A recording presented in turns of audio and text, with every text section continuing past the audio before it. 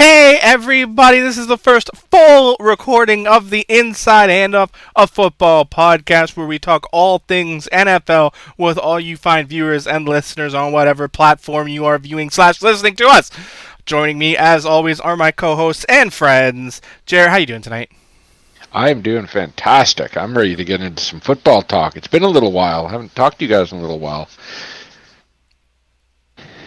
It's been a week. 7 days. Yeah. It's 10:40 p.m. and I want to talk football, all right? All right, and joining us, the third man in our booth. Zach, how you doing tonight? I'm doing good. Ready to, dive into these divisions, tell you who's going to win, who's going to lose. Let's get her going. All right, as the man just said, we are going to bring you our first segment. And we're going to break the huddle right here. And we're going to start right where we finished last week. Last week we did the AFC division winners. This week we're going to do the NFC division winners. And we are much more prepared because I have a list of all of the teams in each respective division right in front of me. And we are going to start with your division, the NFC East, which of course is the Dallas Cowboys, the New York Giants, the Philadelphia Eagles, and the Washington football team. Seriously, pick a name already. Who's coming out of this division as the winner? JEr, this is your division. We'll start with you. I mean, it took the Cleveland Indians all of, 72 hours to pick a name? Come on, football team. Speed it up. All right, so for the NFC East, I think team with the best chance of winning the division, because the division is going to be better this year, I think the Dallas Cowboys are going to win the division. And there's a couple of reasons. First and foremost, they made... It's not a homer. Let me get into it. It's not a homer pick. You like the Washington football team, and I'll get into that in a second. But I think Dallas made the right choice. They finally signed Dak to the new contract, $160 million, so he's locked in. He's the centerpiece of this offense. They've built around him really well. He just needs to stay healthy this year, and they're off to the races. Not only that, but Dak is such a good quarterback, and he's finally getting recognized for it. Dak has the 6th highest touchdown-to-interception ratio in NFL history at 2.65. That 6th highest in history. That's impressive. Okay, so that's the quarterback situation. And I know we've got the ankle injury, but he's on schedule. He's going to look good week 1. So the offense looks good. Zeke has slimmed down to his lowest weight since college. No, you've heard the same trope. Oh, he's in the best condition of his life, Oh, training camp season, of course. But I think it's going to make a difference because he had a pretty bad year last year. His touchdowns were not there. His yards were not there. Nothing clicked because the team had fallen apart. You can't have this workhorse running back on a team that is missing so many vital pieces in the season. So that's going to be different. They need to stay injury-free, and I think they're going to win the division. On top of that, the only other team I can see touching them is the Washington football team. And Washington is not the greatest offense. They did sign Fitzpatrick in the offseason, and I really like Heineke as a backup. I don't think it's that good of an offense yet. What's going to carry this team is going to be the defense. And they have the best defense in the NFC. You're going by points scored against last year. The least number of points scored against that defense in the entire NFC. So they're the top defense right now coming into the season. And people forget this fact, but they came the closest to beating Tampa Bay in the playoffs last year. No other team came close. So they've got the pieces there. I like Dallas winning the division. Zach, how about you? Who you got in the NFC East? So, Washington football team has Chase Young, who could easily win Defensive Player of the Year this year. They added Curtis Samuel. They added Ryan Fitzpatrick. That should add some dynamics to the offense that they definitely didn't have in the last season. They can go deep, which they didn't do. Ryan's going to chuck it deep. McLaurin's super fast.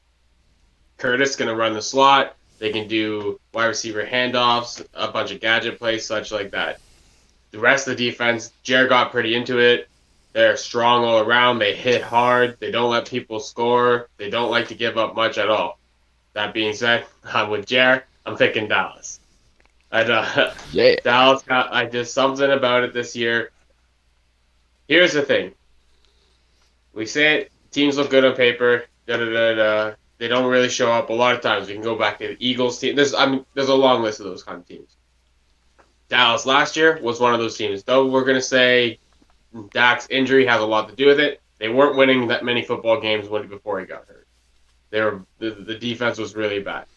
But the defense, everything is great on paper. They have a good coach there. They're putting stuff together. They're going to give up passing yards. That's going to be a thing. I don't think that's going to be something they stop. And their run D is very bad. It was very bad. But they're fast at the linebacker position. They're strong at the linebacker position. If they can stay healthy there, they have enough that they can win the shootouts. And that's where it really matters. I think unless they do something stupid, they got 4 wins in their division easy between stealing one from Washington, and they'll go 2-0 against one of the other teams and 1-1 against another team at least. So in my opinion, at least 4 wins in the division. This team's built for, and I think that offense. I honestly didn't check the schedule, but I'm assuming that offense is going to go against some teams that cannot compete offensively. So unless that Dallas defense literally just shits the bed, and I would like to cheer against it, but I don't think it's going to be that bad. I think Dallas is going to come out on top, but it's not going to be easy, and it's going to come down to the final weeks 15 to 17. Yeah, I think you definitely. I mean, I can't argue the statistical points either of you made. Dallas on paper is easily the cream of the crop in that division, but they need everything to fall into place. They need everybody to stay healthy. They need everyone to perform to their potential, and that is, it's a tough road to hoe because it just is. Health in the NFL is finicky. One late hit, one poor hit, one bad block, and suddenly you're looking at Dak having another leg injury, or Zeke getting just hammered by some of these big, linemen or linebackers, and he's out. An injury on the O-line, and all it takes is one bad injury on either side of the ball, and a team's prospects go from the sky is the limit to basement team. The only thing anyone said in any point in this that I take umbrage to is JEr. It was not the Washington football team that came closest to knocking off the Tampa Bay Buccaneers in the playoffs. It was the Green Bay Packers. We lost by 5.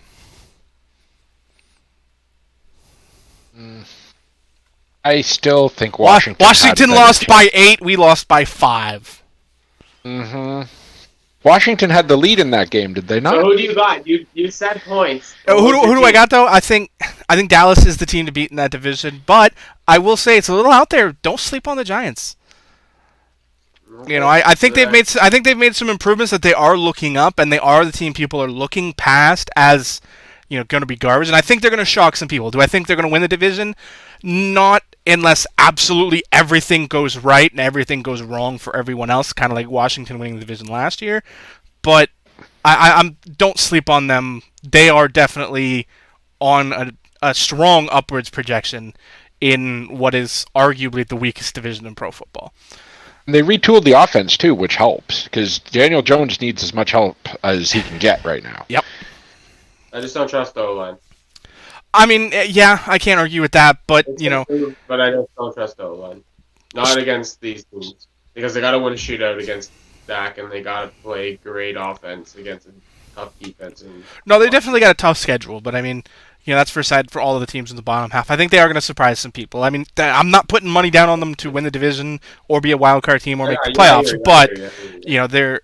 Don't sleep on them. I think the Eagles are going to be the worst team in that division this year, but that's just because of all the chaos in their quarterback room and on their team entirely. Nobody knows which direction they're going. But that's an entirely different segment for an entirely different episode. And we're going to move on to the NFC North. That's my division, home of the Green Bay Packers, also hosting the Chicago Bears, Detroit Lions, and Minnesota Vikings. I'm going to get us started on this one because, again, this one's my division. And, again, it's the end of July, so we can only predict on what we can predict on, and that's the rosters that they have today. So speculating that Rodgers is going to retire in 4 days, or he's going to get traded to the Broncos, those are all next week's problem, not today's problem. So today's lineup, today's roster, it's still our division. Is that the case if Rodgers does end up somewhere else?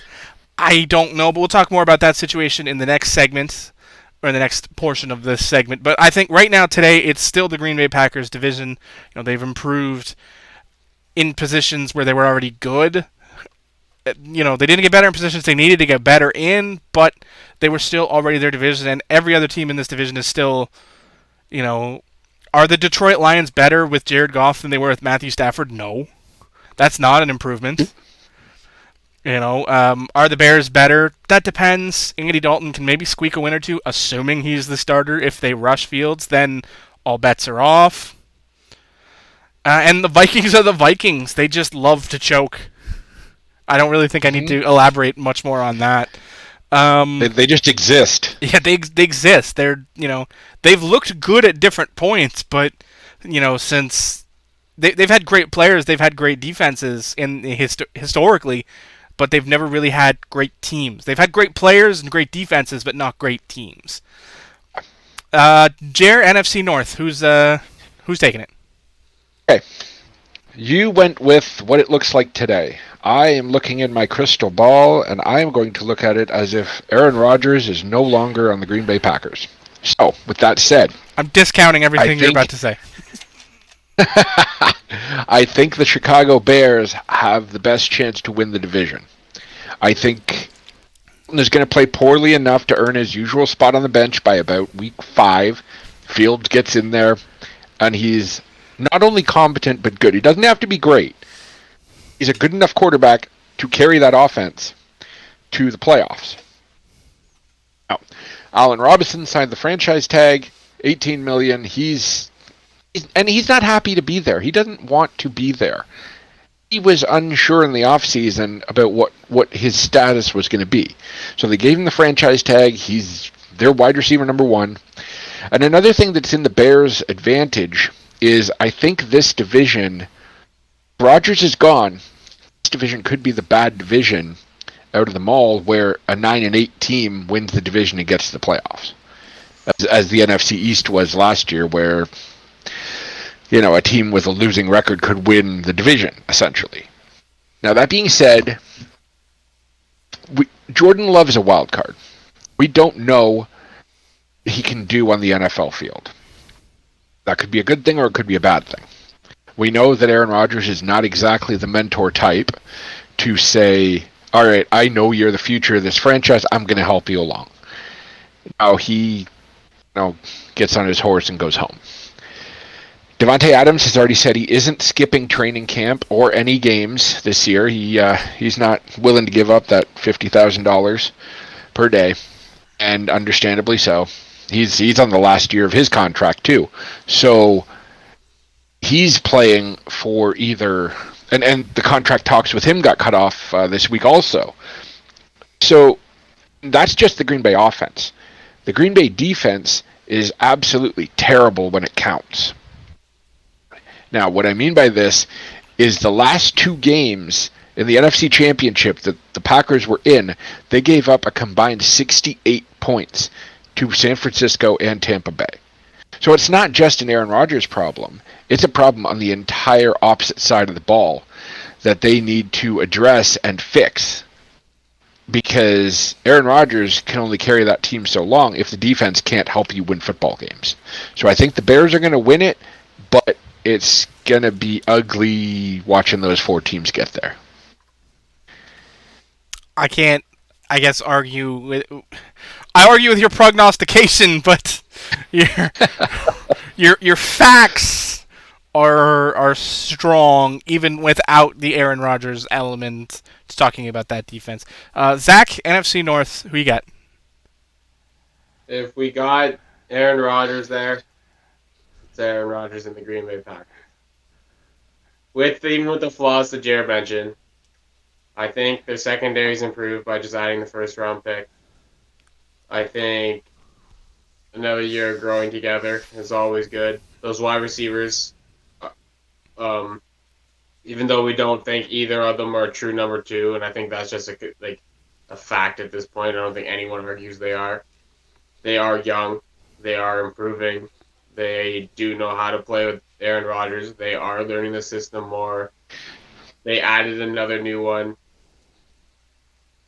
Their defense, the pass rush is there. The problem with their defense really is they can just allow chunk plays.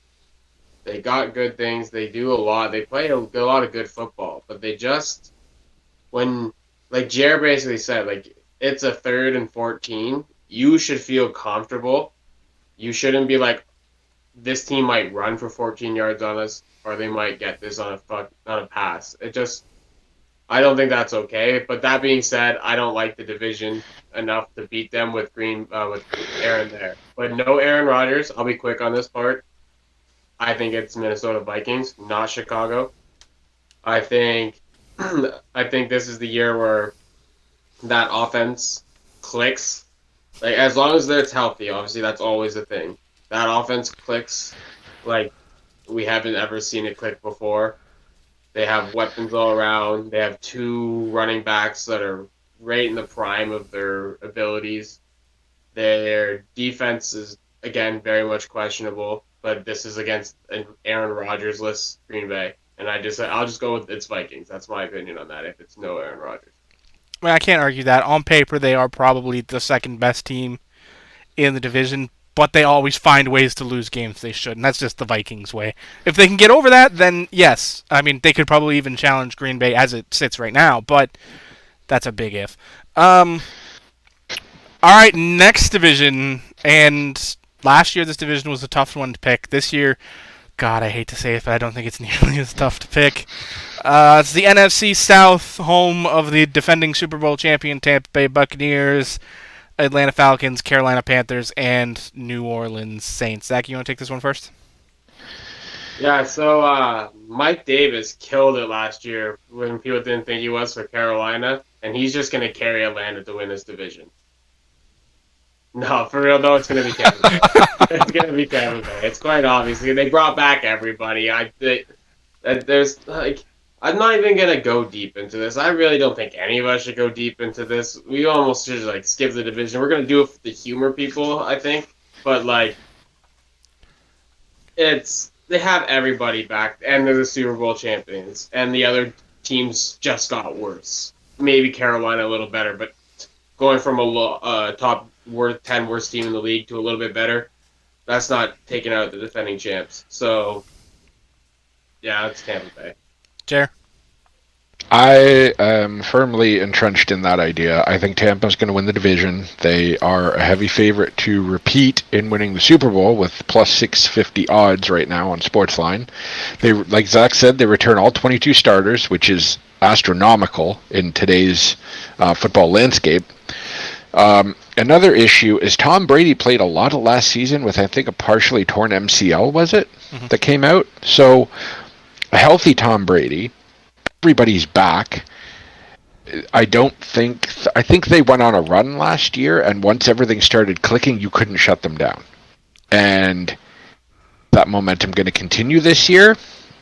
I guess we'll have to wait and see, but the odds for them to win the division are probably really, really good because there's nothing else in the division that really threatens what they can do. Atlanta's rebuilding. Carolina has added a couple parts, but I don't think they've got enough on offense to really threaten anybody right now. If can McCaffrey stay healthy? No. And the Saints are in. I think the Saints are in this weird purgatory because they're not the point of rebuilding, but they did just lose their Hall of Fame quarterback. It just came out this week that Michael Thomas is not going to be cleared for the first couple of weeks of the season. So there's two of their main puzzle pieces that are not going to be here for 2021. Went on last week about how Jameis Winston is a fantastic fantasy quarterback. That's the catch. Jameis is a great fantasy quarterback, but it doesn't translate always into the box score. So I don't think you can build a team around him. And I don't think the Saints are enough to really put any pressure on the Bucs. The Bucs defense completely shut down the Chiefs in the Super Bowl, and after seeing that, I don't think there's a single team in the NFC South that can scare them. So the Bucs are probably going undefeated in the division. I mean, I think you're right. We don't really need to spend too much time talking about this division because I don't think there's any example in the modern salary cap Super Bowl era of a Super Bowl winning team bringing back their entire roster. I mean, if you go back in the annals of history, sure, it had probably happened in the pre-cap era, and but even then, it's highly unlikely to have, it hasn't happened in the last 30 years. And they did it. They pulled it off. Everybody's back. Even people that we expected were going to run off for more money didn't. A healthy Tom Brady, it's hard to bet against that. I mean, he's great at what he does. He's not Tom Brady of 10 years ago, and anybody who says he is full of shit. But he's still a great quarterback, and it pains me to say that. I don't like him. I don't think he's the GOAT, but that's another conversation for another day. But he's the greatest system quarterback in the history of the NFL. And Bruce Arians has built a system similar to Bill Belichick's system, which is still showcasing his stars, like his ability, as a quarterback. He's not expected to throw more than... If Tom Brady throws a pass more than 10 yards downfield, their offense is fucked up in a big way. Yep. So I think that makes a huge difference, obviously. I think everything you said about all the other teams are right. Could the Saints come out of nowhere and do it if Jameis Winston, finally hits on the potential he had coming out of college? As the was he number one or was Mariota number one? I don't remember. He was 1 or 2 in that draft class. I think he was number 1. Yeah. So I mean, if he hits on that potential that he came out of college with, then sure, he could take that team and make a run. But I mean, it would have to be a heroic, run. Like he'd have to have an MVP-esque season, and I just don't think he has that potential. So it's the Bucs division to lose right now. I think another aspect for Tom Brady is he's got Kyle Trask looking that starting job. If there's one thing we've learned about Tom, and I hate to say this, is we talked last week. You and I are big wrestling fans. Tom Brady is Vince McMahon in the mid to late 90s. When there is somebody breathing down his neck, he plays at his best. When Jimmy G was standing up and starting to make his rise, those were some of Tom's best seasons in the last 10 years. When he feels that pressure, that's when he plays best on Sundays. And are we going to get that again? Who knows? Or is this finally, Tom at the end where he's going to teach as much as he does and still does a lot? Because that team is still making a run. Do I think they're the class of the NFC? I don't know. They're going to make a run for it. I think there's some other teams in this next division we're about to talk about that could give them a run for their money in an NFC Championship game. But again, everything has to fire on right. And that's going to bring us to our final division, which is the NFC West, home of the Arizona Cardinals, the Los Angeles Rams, the San Francisco 49ers, and the Seattle Seahawks. Who wants to go first? This guy. Let me go. All right, Zach, have at it. All right, I'm going Rams. That's my team. And the reasons I should say. First, start with 2 defensive players. One goes by Aaron Donald. The other goes by Jalen Ramsey. In this league is different. Like Washington's defense, I'm not going to discredit anything to do with Washington's defense. But what we've seen in today's football is you want defenses, like you need defense, and that's great, and they do have a very good defense. But you need guys that make the plays. When you're going to the Super Bowl, you're going to the conference finals, you're not playing against a team that doesn't know how to put up points. That doesn't happen. That's not going to happen in modern day football anymore. There's no team that's going to grind it out 17-10. They may win a game that way, but that's not, you know what I mean? Those teams don't go to that far. So you need guys that make the big plays when it really, really matters. And you need a guy like, say, for example, they're playing Tampa Bay. Jalen Ramsey's now matched up on Mike Evans. That's a big takeaway right there. Then you got Aaron Donald down the middle, where Tampa Bay's O-line is good, more on the outside than on the inside. The inside's more of a pass O-line, like the guards, the center. Aaron Donald's going to eat that stuff up. That's what he does. That's how it goes. And I don't need to go more into it, but I'm about playmaking on the guys who can make those plays. Is someone going to get you 2 sacks in the Super Bowl? Because that's what you're going to need nowadays. Is someone getting you that big pick while covering a superstar, not where quarterback threw a deep on a 3rd and 17 that he didn't really care about. He's essentially a punt. I mean, are you going to take a play away that wasn't supposed to happen? That quarterback threw at his guy and was like, my guy's got you. And then somehow you picked it. And he's like, how did that happen? How was that not going to be a catch? Like, there was no way in my mind. And they got 2 of those dudes. Most teams in this league don't have 1 of those dudes. And the ones that do, they love them. That TJ Watt, the Myles Garrett, those guys, the Chase Youngs, they're praised. But most teams, they're lucky to have 1, and they got 2, and that's huge. Now onto the offensive side of the ball. Stafford, upgrade on Goff.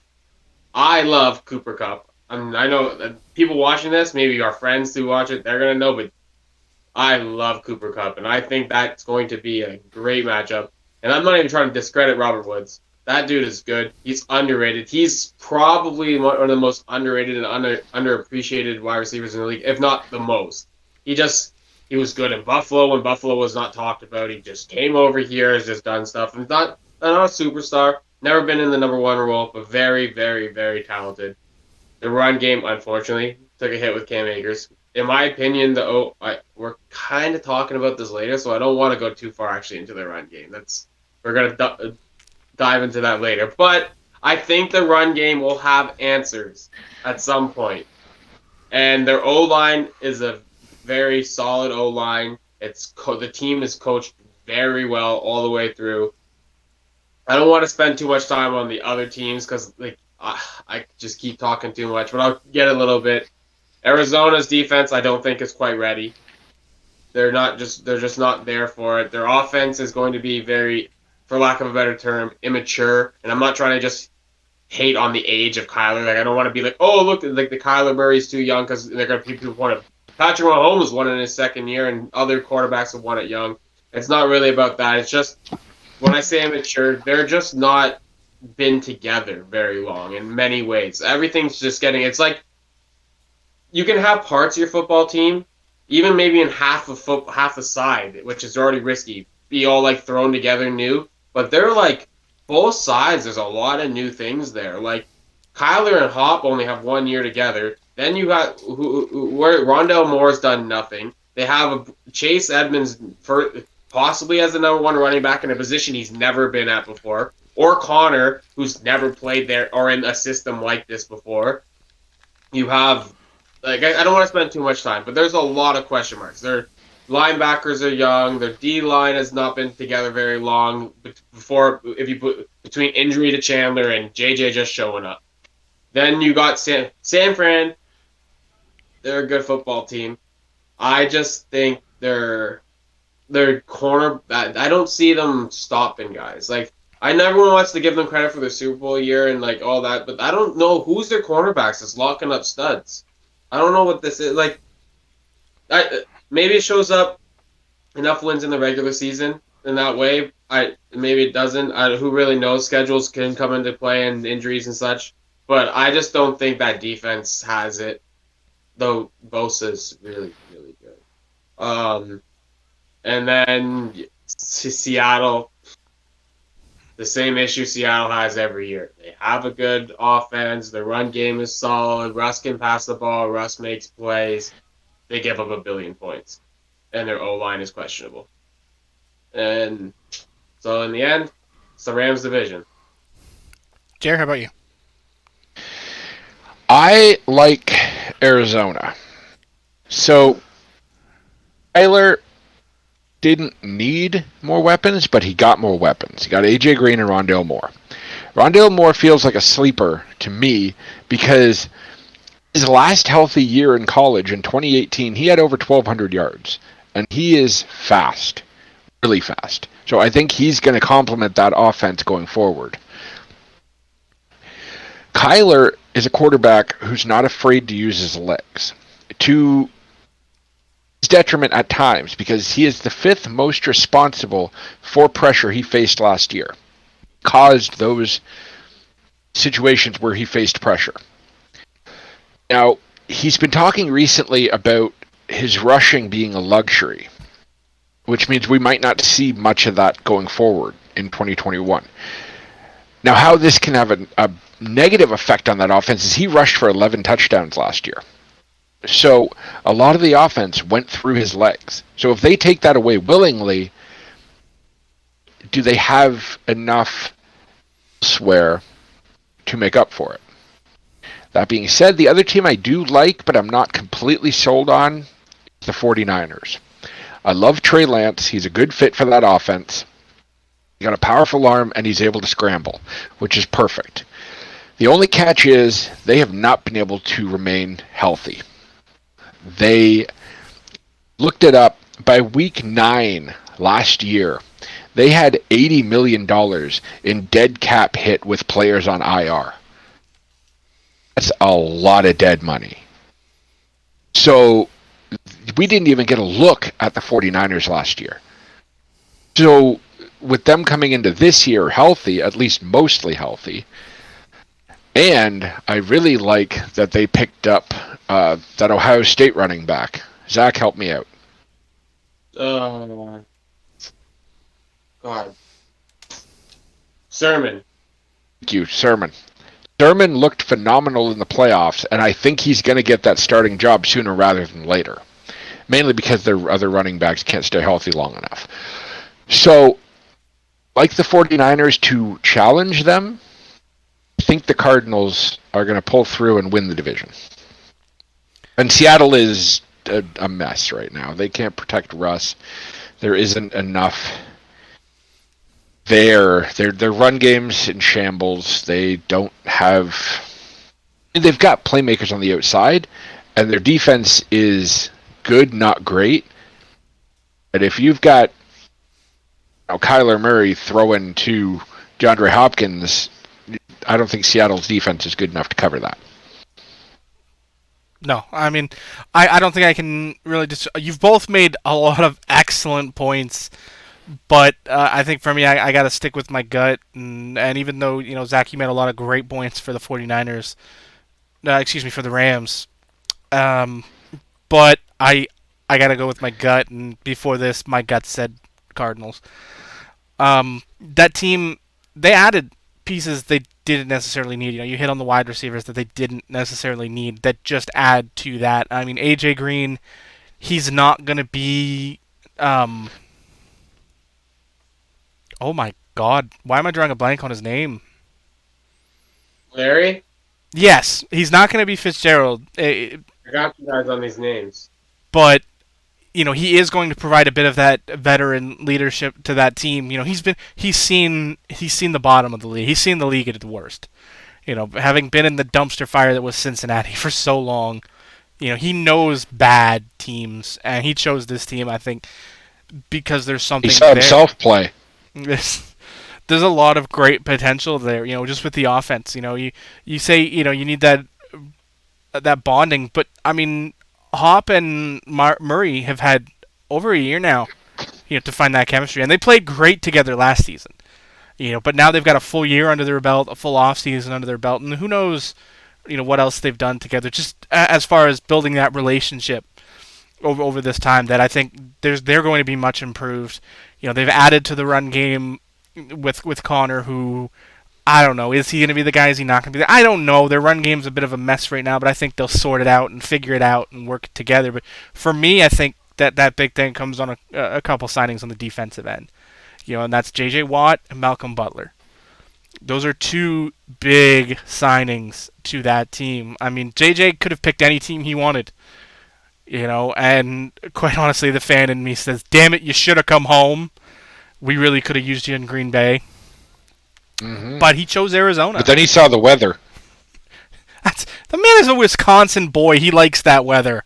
What? Mm-hmm. The man has a. You're right. He lives in a cabin. Never mind. The guy has a cabin in the woods in Wisconsin. Oh, he doesn't mind the snow. That's home for him. But probably good friends with Brock Lesnar. They may very well go hunting together. I'd like to see those photos. That's what I'm thinking. Exist. But no, I mean seriously, I love J.J. Watt. He is one of my favorite players of the last decade. There's something just about him, both as a person and as a player, that just combined that everything together that I love about him. A healthy J.J. Watt, I think, is still a difference maker. A lot of people want to write him off, but I think a healthy J.J. Watt is still a difference maker. And Zach, you spoke, when you were talking about the Rams, saying that you need a guy who can get you 2 sacks in the Super Bowl. J.J. Watt's a guy who can get you 2 sacks in the Super Bowl if you get him to that game. He's a gamer. He always has been. He's just never gotten to the dance. And I think it's going to be a lot of great matchups. I almost wouldn't be surprised if we ended up with a Rams and Cardinals NFC Championship, if I'm being honest. I think that's a distinct possibility because there's not as much there. Like I think, 4 of the playoff teams coming out of the NFC, I think this year going to be Green Bay, Tampa Bay, Arizona, and Los Angeles. That's 4 of your playoff teams right there. Who the other ones are, I don't know. Obviously we're going to have one coming out of the NFC East. Who knows who's going to come out of that team, that division, Dallas, sure, whoever. That could be another episode right there. Exactly. I mean, there's so much potential there. That layer who we think is going to make it. Exactly. So, I mean, I think there's a lot of... I think Rams-Cardinals is going to make a great playoff game, whether it comes, I don't think it'll come as early as Wild Card Weekend because I think both of those teams are going to have great, 1-2... they're both going to be high-tier teams going into the playoffs, so I don't think it's going to be a wild card weekend game. But divisional round, I could easily see that being a thing. So we'll just have to wait and see. But I got to go with the Cardinals. I think they improved in the right places and bolstered positions that were already strong. And it's just another year of Kyler Murray learning the NFL game and learning how to play the game better. So I got to go with the Cardinals. All right. Those are our division winners, and now we're going to move on to the news of the week. As we continue, here in the huddle. Lots of big things happen, lots of injury. Teams are starting to get into camp. We're going to jump right into the big ones. I kind of teased it off the top when we were doing the NFC North, and that's Aaron Rodgers. Packers. No. Wait. There's a lot to unpack with the Packers right now, and I think specifically we're going to go on 2 things. And that is, he turned down a 2-year contract extension, which would have tied him to Green Bay for 5 more years, to make him the highest paid player in football. I've got to assume that to be the highest paid yearly because I don't think there's any chance that a 5-year contract is coming close to the Mahomes extension he just signed. There's no chance. So obviously that's on a per year basis. Obviously, I mean, I can't imagine anywhere where it's not without throwing the salary cap completely out the window. But he straight out said no. It's not about the money for him. It's about the disrespect. What's your response to that? How does that play with you guys as far as the situation goes? JEr? All right. I think Rodgers feels not only disrespected, but the entire structure of the organization is not looking out for his best interests. They haven't drafted well to support him in the past decade.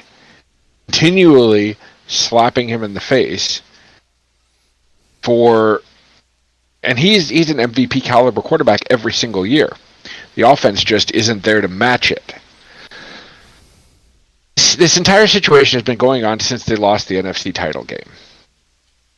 And they've continually said they're not going to trade Aaron Rodgers. So looking at from that perspective, Aaron Rodgers is almost handcuffed. He has no leverage with the management there. His only option is to retire, which is what the sports books are now saying. And from his perspective, it's understandably so that he would just say, okay, you're not trading me, you're not giving me my freedom, then I'm just going to have to take my freedom the only way I can, and that's retire. I would rather not play football than play football for the Green Bay Packers.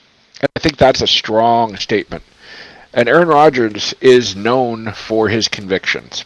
He is very straightforward about what he believes, what he wants, what he doesn't want.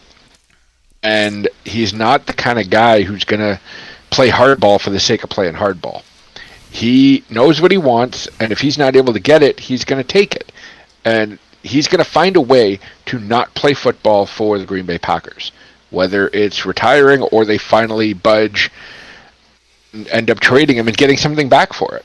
Because that's the only win situation for the Packers right now, is you trade him and you get something back. Otherwise, he retires, and you're stuck with Jordan Love, and Rodgers goes off into the sunset to host Jeopardy or whatever he wants to do, and he'll be happy with it. Because he's not tied to this mystique of being a football player. Now, he knows there's more than that, so he can walk away tomorrow and retire and know that he's had a Hall of Fame career. He's already done everything he needs to do. So if Green Bay isn't going to meet him halfway and either fire the general manager, which he wants, or trade him, then he can just get up and walk away and not look back. And honestly, I don't blame him for it. That's my 2 cents on it. Zach, what's your take on the contract situation? So I'm gonna more dive. Okay, I'm not gonna really get into like what's going on, his feelings and all that. That's been reported a lot, and JEr got into it himself.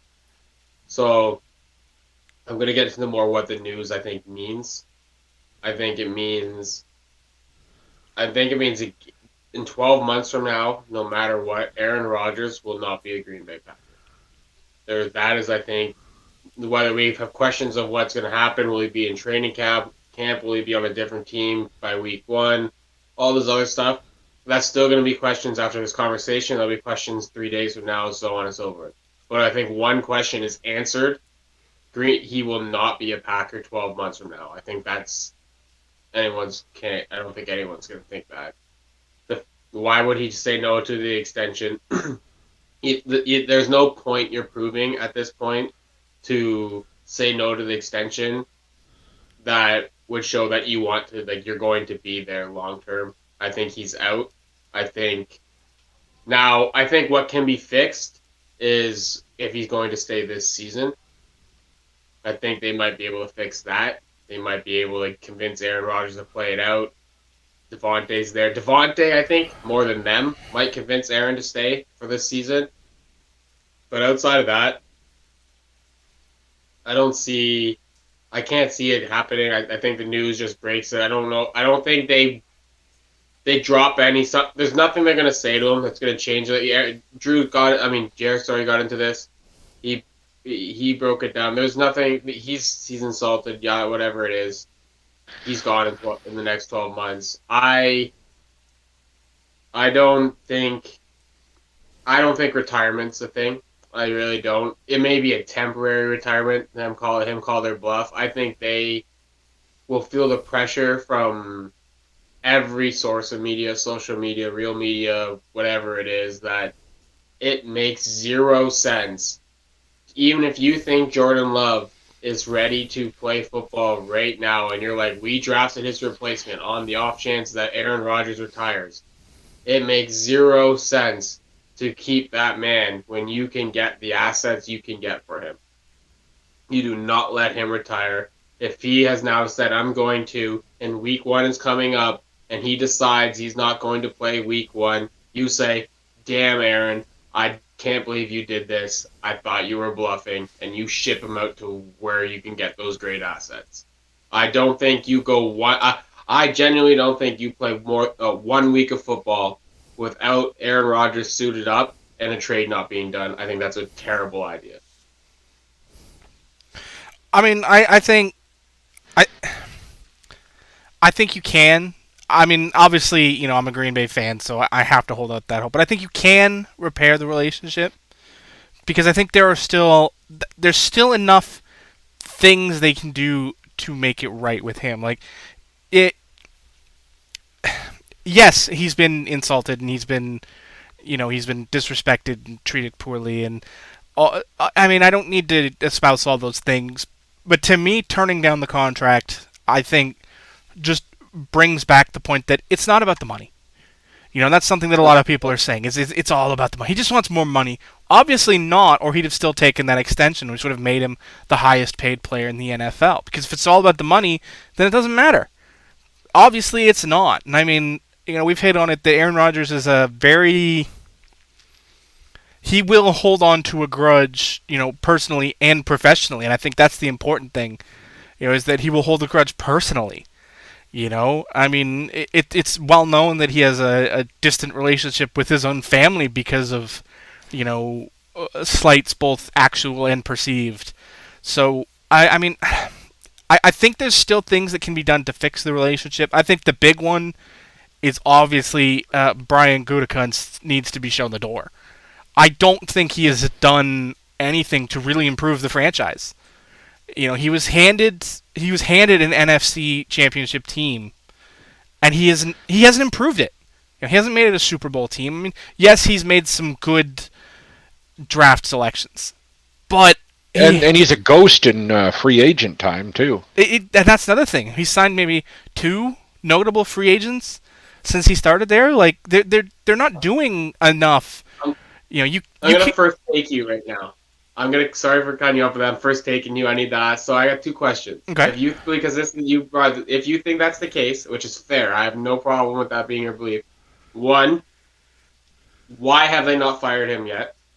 If that's one of the main reasons, why have they went this far so long? If you think it's still a possibility, and Aaron Rodgers had made his opinion clear about it, why it hasn't happened yet? And I'll follow up with a second question after you answer this one. I think part of it is the Ted Thompson effect. He chose Gutekunst to be his replacement, and then passed away last year. So I think part of it is the Ted Thompson factor that's still kind of hanging over the team. They're trying not to. They don't want to. It's hard to say this and not sound disrespectful, but they don't want to shovel dirt on him and say you picked the wrong guy. Mm-hmm. And I think he did. I think he picked the wrong guy. I don't think Brian Gutekunst was the right pick at any point. There were lots of other names in contention for that job, and Gutekunst kind of came out of left field. I don't remember him being a strong contender for the job. He was kind of there. And I was never for his selection as the next guy, and he hasn't done enough to sway me to saying, yeah, no, he's a great GM. He's the guy. He's done nothing but alienate. He's done nothing but alienate the best player in football, in my estimation. And that's the one guy you join a franchise, you make friends with the star. That's the guy. That's the guy who's carrying you to the NFC Championship every year. That's the guy who's carrying you deep into the playoffs solely on his back. He's taken teams that any other quarterback wouldn't have made the playoffs with, and he's taking them to NFC Championship games with key injuries to offensive linemen, defensive players, and he's still he's still putting up 30+ points every week on the scoreboard, because of him. That's really all there is to it. That's the guy you sit down and you make friends with. Like I said it last week when we talked about the coaching staff, do I let Aaron Rodgers pick the next coach of the Green Bay Packers after they let McCarthy go? No. But do I have him in the room while we're running down the contenders and at least hear him out? Absolutely. I think you're crazy not to, especially in the NFL where, like I said, if you're choosing a defensive quarterback, if you're choosing a defensive coach, then the quarterback's opinion doesn't really matter because that's not his side of the ball. When you get to the offensive coordinator, then you hear them out. But they're still involved in the search to fill out staff. But when you choose an offensive-minded coach, the quarterback needs to have an opinion, because if those two aren't going to click and those two aren't going to be able to coexist in your locker room, you're looking at Mike McCarthy version 2, and that nearly blew that team apart, 3 years before now. So if you think that's possible, and you think so, and it can happen still. Because you brought up great points, and your reasoning for it is likely correct. That's like it's a fair reason to believe that, anyways. So my question is: so we'll say Wednesday this happens. 2 weeks from now, this happens. They decided to fire him. They're like yada yada yada. They dug deep. Like I'm gonna ask you. I said I was gonna ask one more, but I'm gonna ask you one quick one before I get the next one. When did you come? You came to this. I'm assuming this conclusion a while ago, right? About Gutekunst? All these thoughts, like he should have been fired. This isn't something you thought of like 3 days ago, right? No, like, this isn't months ago, right? Yeah, this isn't a new opinion for me. I mean, it's exactly, and so I'm assuming if the only reason they're doing this, like you said, they don't want to throw dirt on this or on thing, then they had the same belief as you, and they still decided that we're not going to do it, even though we know this is the guy. He's not right for the job. He's doing this. All these other things, everything you listed. They're like, no, we're so right. We're still not doing it. Now, if they decide to do it, I'm going to play it out. They're like, we were wrong. We're doing it now. As Aaron Rodgers, do you not feel like that's a little flip-floppy? Do you not feel like you can't trust them? They stuck their down. They played hardball with – this is dangerous. I don't think anyone's going to doubt this. This is a dangerous game they're playing. And they decided to play it with Aaron Rodgers. What makes Aaron Rodgers feel comfortable that they won't flip-flop on him in 3 months? Look what you just did. Look at all the effort you did. Look at all the problems you caused. Look at all this stuff that's happened. You did all this just for you to, hold on, give in the end. If they do this, they caused all these issues, all this headache, all this problem, just to give in the end. As Aaron Rodgers, do you think that they're not going to flip on you again in 3 months when they decide it's not working for them? You have, we'll say, a bad month, or your elbow gets messed up, or so. When do they start not believing you? You know what I mean? Say, for example, he has some sort of serious injury, not career injury, but a real serious one, and they're like, oh, now we're not putting your input into this offseason. You got hurt. You're probably not even playing until week 9 next year, even if you're ready. Who cares if you want this and this and this? You might not even be the guy anymore. It's just, I don't know, man. That's my opinion. I'm asking you, I don't know. Would you, as Aaron Rodgers, still trust them after that? I mean, I think, the way you kind of work that out, it's like, if then, if this thing happens, then this thing happens, then that happens. There's a lot of moving parts in what you said. And, I agree. If all of the moving parts move the way you suggested, then that could be a problem. And to me, if they do fire Gutekunst, for me, I think Monday is the day, because that is the annual shareholder meeting for the Packers, which, of course, the Green Bay Packers are an anomaly in sports. They are the only fan-owned franchise. Mm-hmm. The shareholder meeting is Monday, and I don't know exactly how that's structured, and I've obviously never attended one, but I mean it's still a point where the people who actually own the franchise get to sit down and be like, yeah, no, this ain't working. Something's got to change, and what that is, I don't know. I mean, is it as simple as fire Gutekunst? And I do not want to install a puppet dictator, a puppet as the next GM. I don't want that. Like, I love Aaron, but I'm not going to let him hold the franchise hostage. But he has still earned his place at the table. And I think that's the big thing.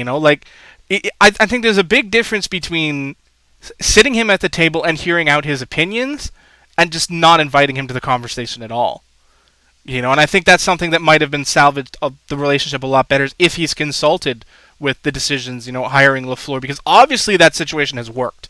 Those two have worked immensely well together in the way that they've crafted LaFleur's schemes to Aaron's ability to play the game at the line.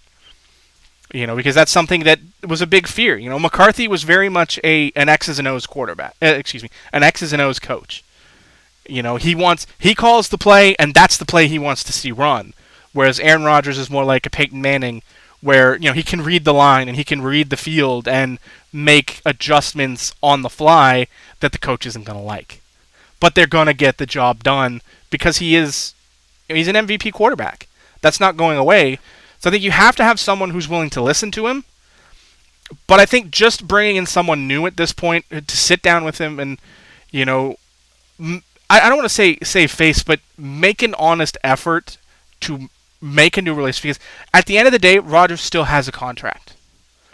You know, and I think that's kind of like the barometer for this. Like, if you get rid of Gutekunst, which I think they should, as you know, a fan and as an armchair analyst that we have become since we started this podcast, I can say I want him to be shown the door. And I think that the length of term left in Aaron's contract is there. I think that's what you buy if you get rid of the GM and install someone who is willing to have the conversation and talk to him and treat him with respect, which is something Gutekunst hasn't done to this point at all. And I think that buys you that. The length of his contract is your time to prove that you're willing to go in a direction that supplements his skill. Like, we're not going to be drafting another cornerback in round 1. We're not drafting a quarterback in round 1. Like, I mean, if you come up to the draft table on day 2 and you have a late second round pick and Jordan Love's still on the board, hey, you pick him, and I'm okay with that. You pick him on day 1, we got a problem. Because to that point, it's just using a pick. It's throwing away a pick.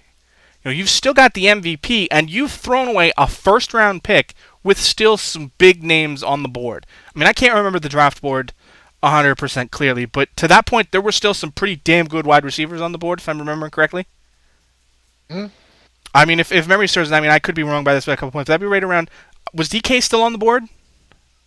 Yeah, is that the right draft? Is that the same draft? If it's the same draft, DK went in the end of the second round, so 100% was still on the board. I'm gonna have to look. I think it was 2 years ago that Love was drafted, right? The same as DK. It might have been the year before for DK.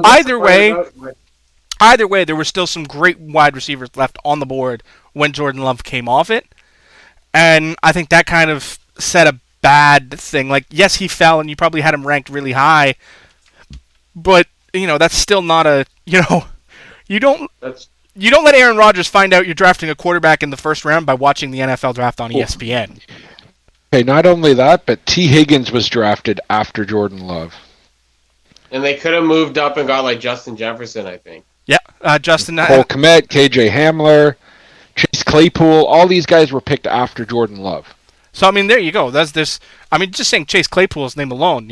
Could you imagine that Green Bay offense with Chase Claypool and Devontae Adams in it? Ben Roethlisberger's made that work. What could Aaron Rodgers do with it?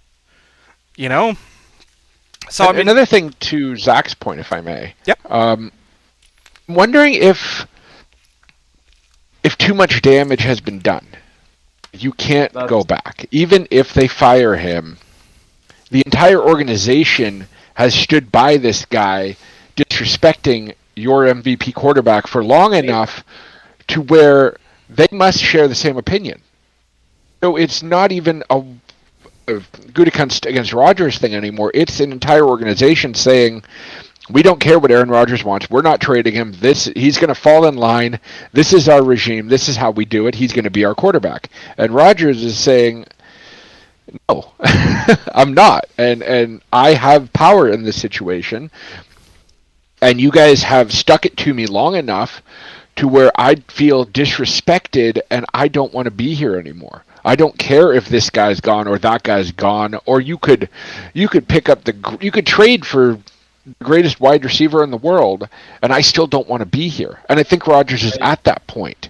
So it feels like it's just reached this point of no return now, to where the cards are in Rodgers' hands right now because he can make the decision to retire, and Green Bay gets nothing out of pissing off and pushing away their franchise quarterback, and they're left holding the cards.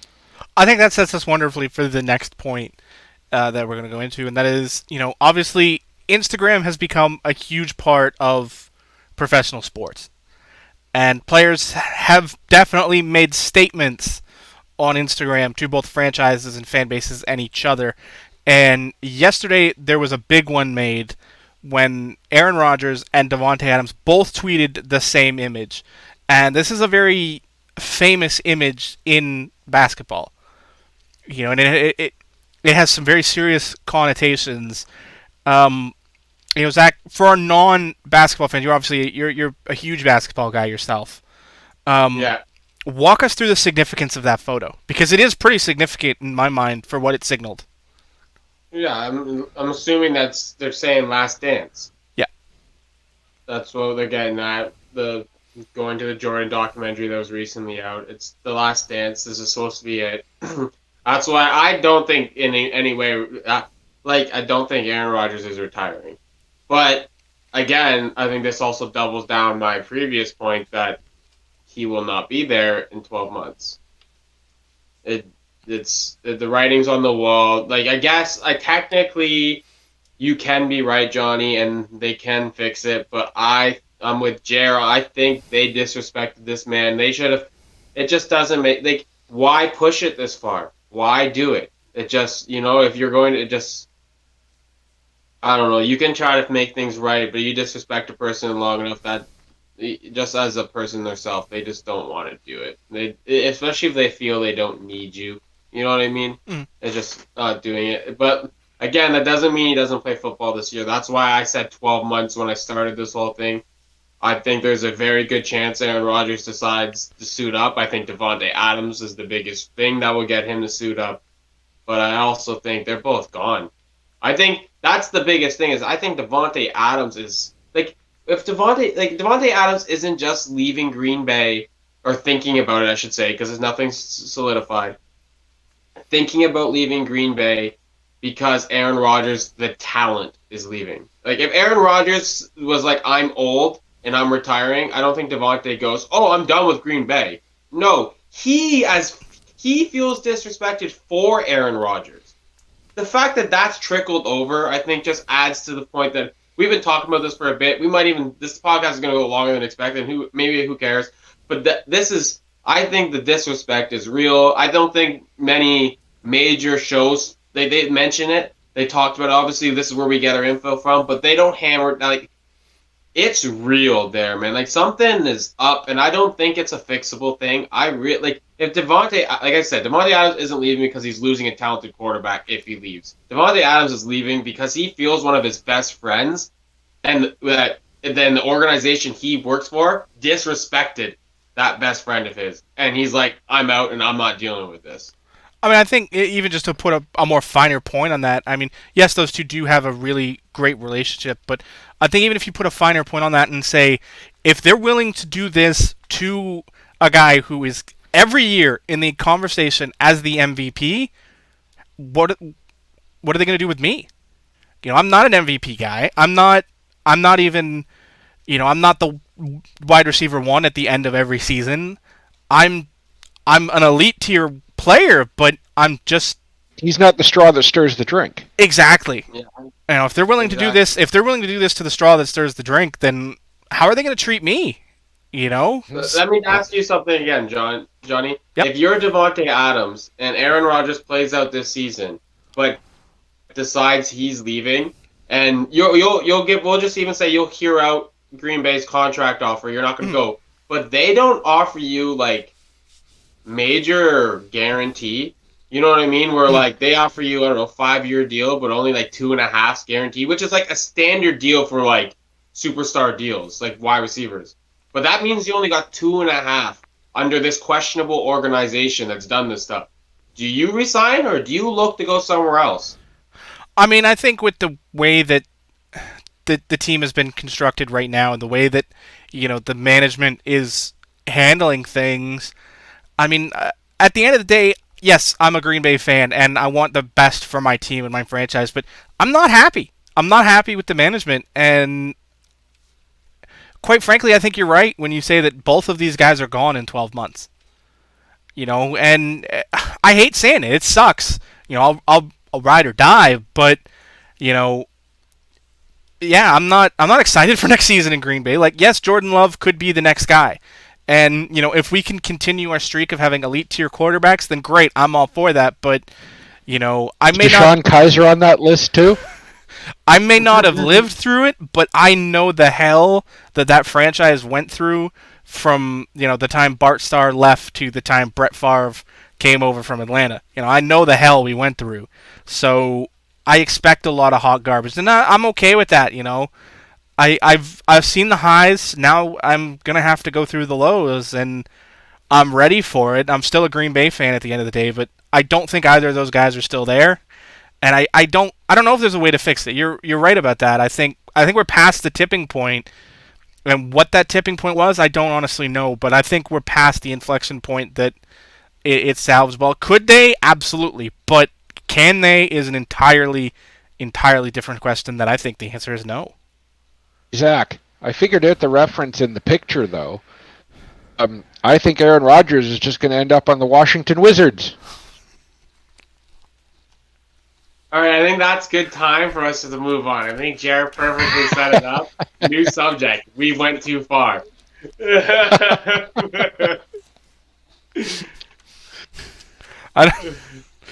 Oh boy. Okay. That's enough. I mean, I'm sure we'll be back on this topic again because it is such a huge topic that affects so much of professional football that I'm sure we'll discuss it again when it comes to its inevitable conclusion. Is that everybody rides off into the sunset happy, or is it Titanic hits the iceberg and sinks? Who knows? Tune into the next episode. All right, next up, we're going to jump into Zach, you talked about it earlier when we were discussing, our divisional winners. Cam Akers tore his Achilles in, I believe it was a non-football injury. I don't believe he was. I didn't really look into it before any football stuff was really happening. Yeah, I don't think he was. I don't even think it was in a team training facility or anything like that. But tore his Achilles. Obviously, he is done. Not going to play a snap this year. That leaves a huge hole in that offense. How did they replace that? There's still some big names out there, but you've got some strong veteran names out there. Frank Gore, LaShawn McCoy, Le'Veon Bell, Todd Gurley, and Adrian Peterson are all still out there. 3 of those 5 are definitely in the twilight of their career. How do you go about replacing a young stud like Cam Akers? JEr? They don't need to replace them. They already have a guy. Did you forget Darrell Henderson exists? He did perfectly fine while Cam Akers was injured for half of the season last year. Can Henderson stay healthy? Maybe. While he was there, he was perfectly fine as the RB1 for that team. And they've said that they're not signing a veteran replacement yet. And I think that's just a matter of training camp hasn't begun. We haven't really gotten a look at their running back room, what they have, what they're missing. And I think once they have a clearer picture on what they have running back, 3 into training camp, then they might start making some phone calls. But I think right now they're going to give Henderson a shot and see what they have with him as a true running back number 1 without Akers, looking over his shoulder. Zach? Are you going to answer this? Because do you want to go first? Or I got an answer. Mine's going to be a little bit different. So if you want to go, all right. I mean, I think JEr's a bit right when he says they need to get a look at what they have before they can look to replace it. I think Akers he was on the verge of a breakout. He had the potential to be a breakout a breakout top tier running back this season. Now, obviously, that throws a huge spanner in the works there in that running back room, and now you're looking at Darrell Henderson, and that's about it as far as depth goes. So, I mean, they're going to have to bring in somebody else to boost that depth, because behind Darrell Henderson, you have I don't think anybody really, like anybody of note, I should say. So Malcolm Brown left for Miami, right? He left. I don't remember where he ended up. It might have been Miami, but I don't think there's really anybody else in that room, so you're looking really thin there. So you do need to bring somebody else in to bolster that up. Who's that going to be? I don't know, but I think you do take some time in training camp to make that decision because all of the names that I mentioned are all guys that you know what you're getting. Like I said, 3 of those 5 guys that I mentioned by name that are still available are guys that you're not going to run a lot in training camp because they are. They only have a limited amount of gas in the tank each year.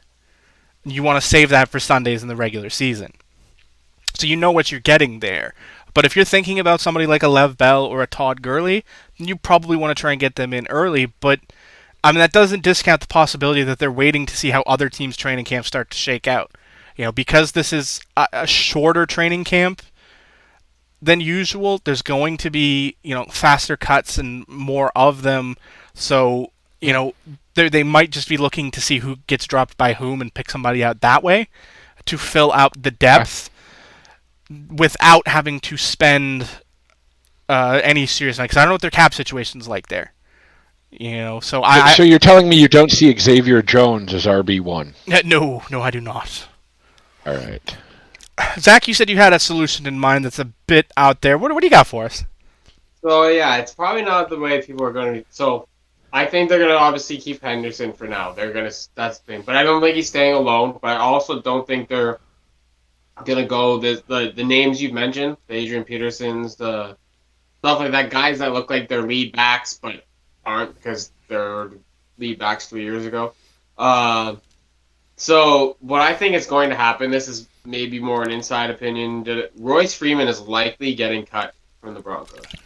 I don't think he's out here taking Henderson's job before that sounds like a thing. But Royce Freeman is a good third down back. And not even just in the traditional way where you're picturing like a Naheem Hines or something where he's a pass catcher. He can catch passes, but what he is a very good blocker. We would like to keep him. It just doesn't seem like it's going to work out. We have a lot of DBs. It looks like we're going to be a very DB heavy scheme, and we didn't address the right tackle position after cutting thing very well. So we put depth on our O-line as well. We're going deep O-line, deep DB, and unfortunately with how football works, people get cut when you've got to go deep at other positions. And with Javonte being drafted and the money on Melvin and the fact that Melvin's still a good running back, I think Royce Freeman's going to get cut. And I think a perfect home for him is the Rams. I think he'll slide in there well. I think he'll be a great, very solid, I should say, third down back for them. Not that he'll take all the third down snaps or something, but the thing about Henderson is he hasn't shown that quality that Royce is good at is what Henderson's the weakest at. And I think that's in you don't want to have that as a weakness. You don't want to wait till week 5 to find out, shoot, we could have just signed Royce Freeman and not dealt with these problems. And, Henderson's now getting all these question marks and looking like a bad running back when he's actually doing all the other stuff we want him to do. He's just not good at that, and it's hurting us, And he's also kind of injury prone, too. So there's that risk. That's another good point. So if they do that now, this is farther on. They get Royce. This works. I mean, I shouldn't say it works, and it doesn't work, and the running game isn't working out, and they still tried this. I think they go shopping through trade. And hear me out. There are a team that I suspect this is again. I'm just pulling some stuff out of nowhere right now, but he's an example. Is the Saints? We talked about it. They're a question mark. If Jamias doesn't, there's a lot of things we can say that can make this Saint. Michael Thomas isn't there at the beginning. Jamias could be. There's a lot. That team is also super, super, super expensive. And the one position that seems to die out fast is a running back. Why have a good running back on a bad team that's super expensive? It doesn't really make sense. And they have other priorities to keep in the future. If you're going to try to go rebuild, which is a possibility for the Saints, you're going to want to keep your young defensive pieces, that young O-line that's really good. There's a bunch of things ahead of Kamara, because what's Kamara in 3 years? So I think Kamara can be a legitimate trade target for them. A thing that might make them not want to do it is trade within the NFC, if they're a bad team, I don't really think that concerns them in the end. And he's just an example. I think somebody along those lines, a proven good, like a Chris Carson of Seattle sucks. We can go AFC and find a few. These kind of guys, if they start, maybe not Chris Carson because he just re-inked. That's a bad example, to be honest. He was just a skill I was thinking of.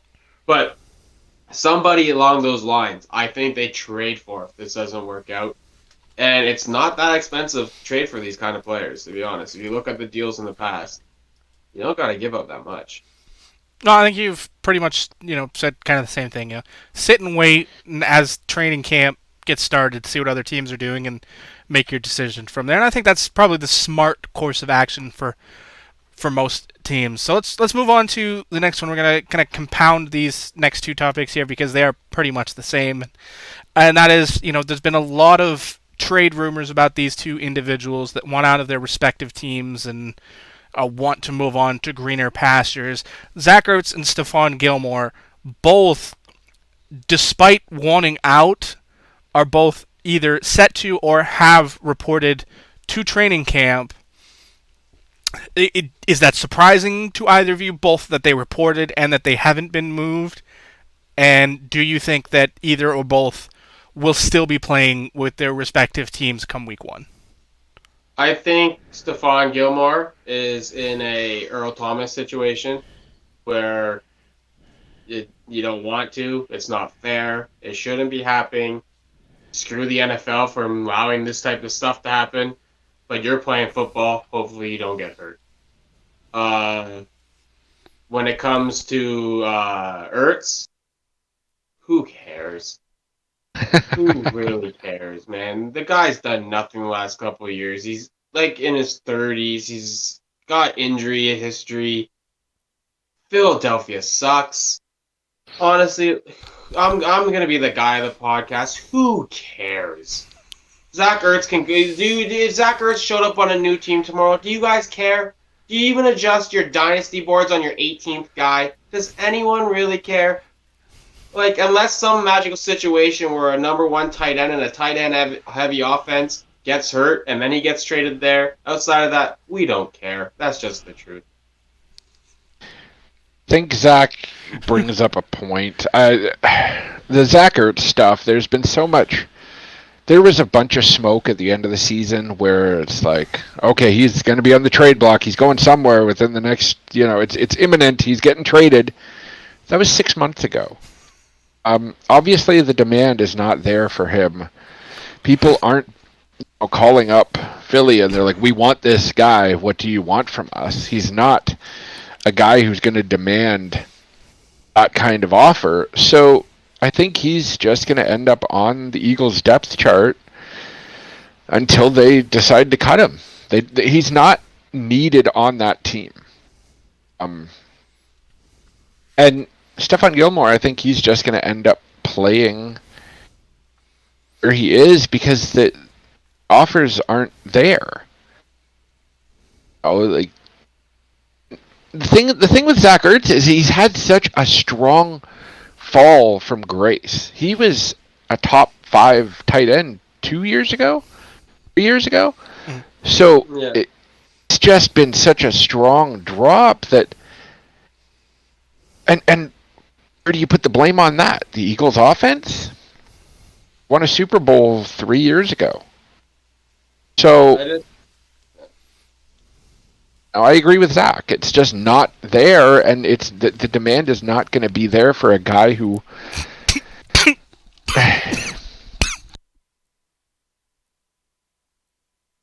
gonna make it there, bud?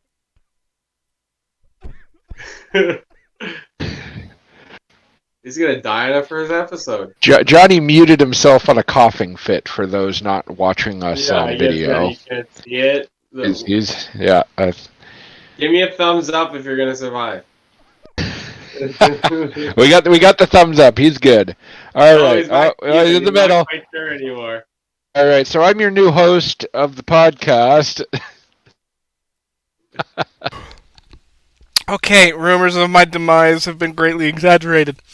Okay, if you're not watching this on YouTube, you have definitely not gotten the full enjoyment of the last 2 minutes where I attempted to drown myself in Coca-Cola.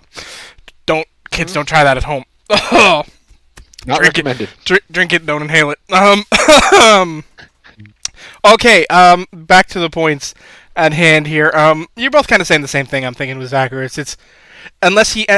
there are very specific situations where I'm going to give a crap where he ends up, and the likelihood of any of those situations coming to fruition are very lightly because most teams are calling with the "what are you going to give us to take him off your hands?" call, not the they're not running. Albatross. Yeah, they're not running with all of their picks in hand saying, "We'll give you these, you give us Ertz." That's not happening. You're gonna offer like, you want something for Ertz? Yeah, I'll give you like a conditional 7th. Or You know, like you're a not- sixth, maybe, if you're you're not- lucky. Yeah. So you're not getting primo quality that you would have gotten a few years ago. Stefan Gilmore is a bit more interesting. And that's at least in part because I'm not 100% sure of his situation going forward. We know he opted out of last season. How did that affect his contract? I don't remember the specifics that they worked out. Did that count for his service year, or did that get rolled over? So I guess the question is, does he have 1 or 2 years left on his contract? It's not a service year, I don't think, at all. It's just you don't get paid. It's just you're allowed to choose to opt out. I'm fairly certain it didn't count as a service year. I guess I could be wrong. No, I guess I'm just more affecting like how that affected his contract as far as that went. Because I mean, he's contracted through 2021. Did him opting out add a year on to the end of that, or was it just a wash year? You don't get paid. That's it. I think last year he was supposed to be a free agent, like this offseason. Okay, so it did. All right. So I guess working off the assumption that he's a free agent at the end of the 2021 season, then I think you have to say your option is play. You know, you could sit at home and try and, force the team's hand to trade you, but then you're running into the hell of fines and, and that situation where you're actually hurting your value, not helping yourself. I think, especially after taking the opt-out year off, which... I'm not going to argue the politics of was that the right decision or the wrong decision, because every person gets to make that decision, and obviously it was a very personal one for him and his family. So, we're not going to discuss that, but I mean, I think coming off of an opt-out, he has to go out there and prove he can still do it. I agree with you too, and I don't even think New England's questioning if he can still do it. He's just in the unfair NFL spot that. Like it's both teams, because New England honestly would like to give him like a 2-year extension minimum. I guarantee you, if you were to have an honest talk with them, they would say yes. Would they want to keep him on the roster for those 2 years? Probably not. But the thing with the NFL is, if you sign a guy, you're now tied to his signing bonus, and he's in the later years of his career, so he's going to want a larger percentage of it to be signing bonus, and then you're now stuck with the guy or his contract, or a large portion of it. And that's the issue he's at. It's not even like they don't value him or something like that, or they think he's worth the money or anything like that. It's just like, if we sign you and we want to trade you next year, then what? Now we can't. If they sign him, he's a New England Patriot for the majority of whatever contract he just signed. Mm-hmm. Or they're eating a big one, and that sucks. Yeah, I mean, it just sucks for him. The way how much cap money do the Patriots have? They just went on a huge spending spree. So come next year, they're probably cutting quite a couple people. Yeah, I think they're going to have a lot. But I think, letting this contract play out is probably in their best interest, because, you're not looking at dead money at that point. And that's one thing. Exactly. The NFL salary cap is a weird animal. It's not as cut and dry as you'd think it is, because there's dead money, there's savings on cuts and trades, and it is a very it's weird. It's not straightforward. It's not simple math. It is upper tier, higher function math. I mean, the only salary cap that's more convoluted and confusing than the NFL salary cap is the NBA salary cap, which I don't even think exists at this point. But that's a discussion for an NFL or for an NBA podcast, and not an NFL one. I just think it's just, I don't understand how they get, I do understand, but it's just, they shoot themselves in the foot in some ways too, the NFL with this. They give these contracts so they can get out of them. You know what I mean? The partially guaranteed contract, so they can get out and get out and get out. But then they put, for example, if Gilmore was, we'll say, in an NBA situation, his caliber of player, what he provides still, and such, and he was on the last year of his deal, you would get a lot of value for him, because everyone knows who he is and what he's capable of doing.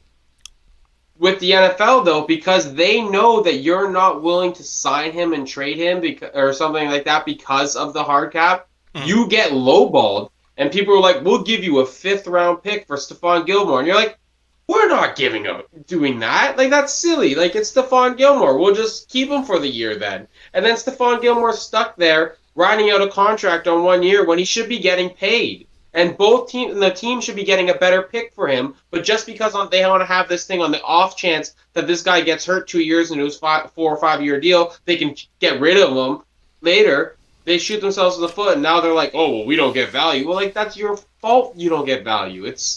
I don't know. I don't know which is the better way, to be honest, but it sucks watching superstar after superstar get put in these situations because the owners wanted to cut some other guy that didn't earn it, and that's why they have this rule in. When Stefan Gilmore has done everything he's needed to do since he stepped on an NFL field to deserve this next contract extension, and he's not going to get it, and me, you, and JEr are on the understanding side of management. That's what sucks. Like, we're not even, like, we feel bad for him, but we're like, yeah, we wouldn't give it to you either. You can't. We understand the bargaining chips. Like it just. It's the like, problem. You know, like I've read some stuff in like some novels and stuff that was about a person who was playing in the NBA, and they walk through salary cap and their contract negotiations. The difference between management and player, like the management sees you as a $15 million player. And you play like a $15 million player, but they only want to pay you like a $2 million player because of the way the salary caps work. It's when you start believing you're worth that $15 million in table chips and not, what you're getting. Like, let's be real. Offer me $1 million to play in the NFL, I'm going to take it because I love the game. Yeah. But it's the inflation that gets so high that, you have to kind of keep going up and up and up, and the best players are going to keep getting more and more and more and more and more. That's going to keep pushing that up. That it's not a sustainable model. It's not. Like, we wanted free agency, we wanted all these things, and we're going down a rabbit hole that we can go down another time. And this just a more into. We'll save that. We will deep dive into the salary cap one day when we don't have anything to talk about. But we still have other things to talk about. We're getting close to an hour and a half here, and we've still got 2.25 segments to go. So let's. Don't worry about my food, man. They canceled the order on me, so I'm like heartbroken here. Wow.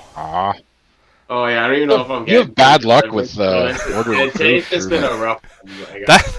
But we're here enjoying this podcast. I'm having fun, so like I'm not. Definitely had a much better conversation. I don't want to say than I expected, because I always expect to have great conversation with you guys, but it definitely has been a lot more fun than I expected on paper. But let's move on to the next one. Melvin Ingram, and if you're a member of our league, the discussion of Ingram versus Ingram is an age-old debate in amongst our league. And if you're a member of our league, you love that name drop, Ingram versus Ingram, or you hate it if you're Zach, who actually remembers that argument and what it was. Melvin Ingram joined the Steelers 1 year, $4 million. Does this improve the defense enough to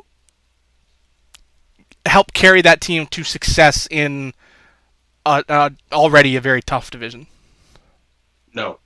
And JEr, can you do me a favor? Who's the pass rusher they lost in the offseason? I believe he went to Tennessee or something. Unless I'm mixing this up. I think they lost the guy. I could be wrong, but I'm pretty sure they lost the pass rusher. Cut someone a month ago.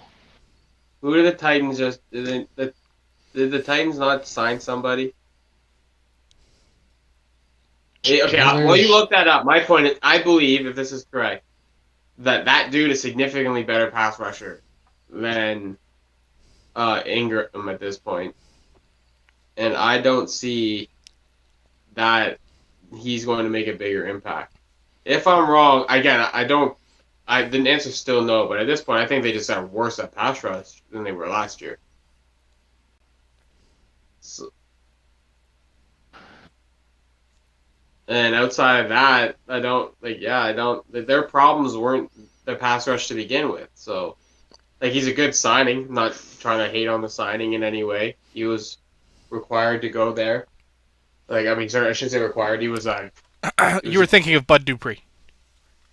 Yes, he left. Yes, yeah. Bud Dupree is now a Titan. Yeah. Yes, Bud Dupree. I just couldn't think of the name. Is a much better pass rusher at this point, at least as proven lately, than Ingram.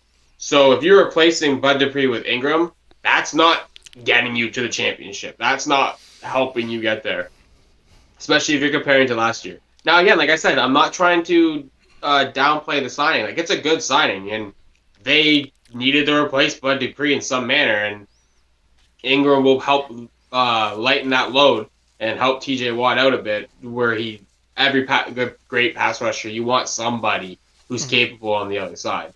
So that's great, but their question marks are if Big Ben can throw deep, if that O-line's going to hold up, if Najee Harris is going to be what they drafted. He doesn't answer one of those. No, one of those. So I don't see him. On the best chance, he gives them half a extra win on the season. I know technically you can't win half a game, but I know you guys know what I mean. That's the most he does, I think, and that's not a half a game more than if they had Dupree. That's a half a game more than before they signed him, and that's how I feel. Yeah, I mean, I can't argue that at all. I mean, I like Ingram. I think he's a good player who's been in. Yeah, I don't want to say a mediocre situation, but who's been in a pickle as far as being in a meat grinder division. That I think it improves them, but not enough. I think you're right when you say Dupree is a better player. Dupree's also, I think, considerably younger than Ingram. I think a couple of years. Yeah, I think it's like 2-3 years. I think it's even more than that. I think it's closer to 5 or 6. Okay.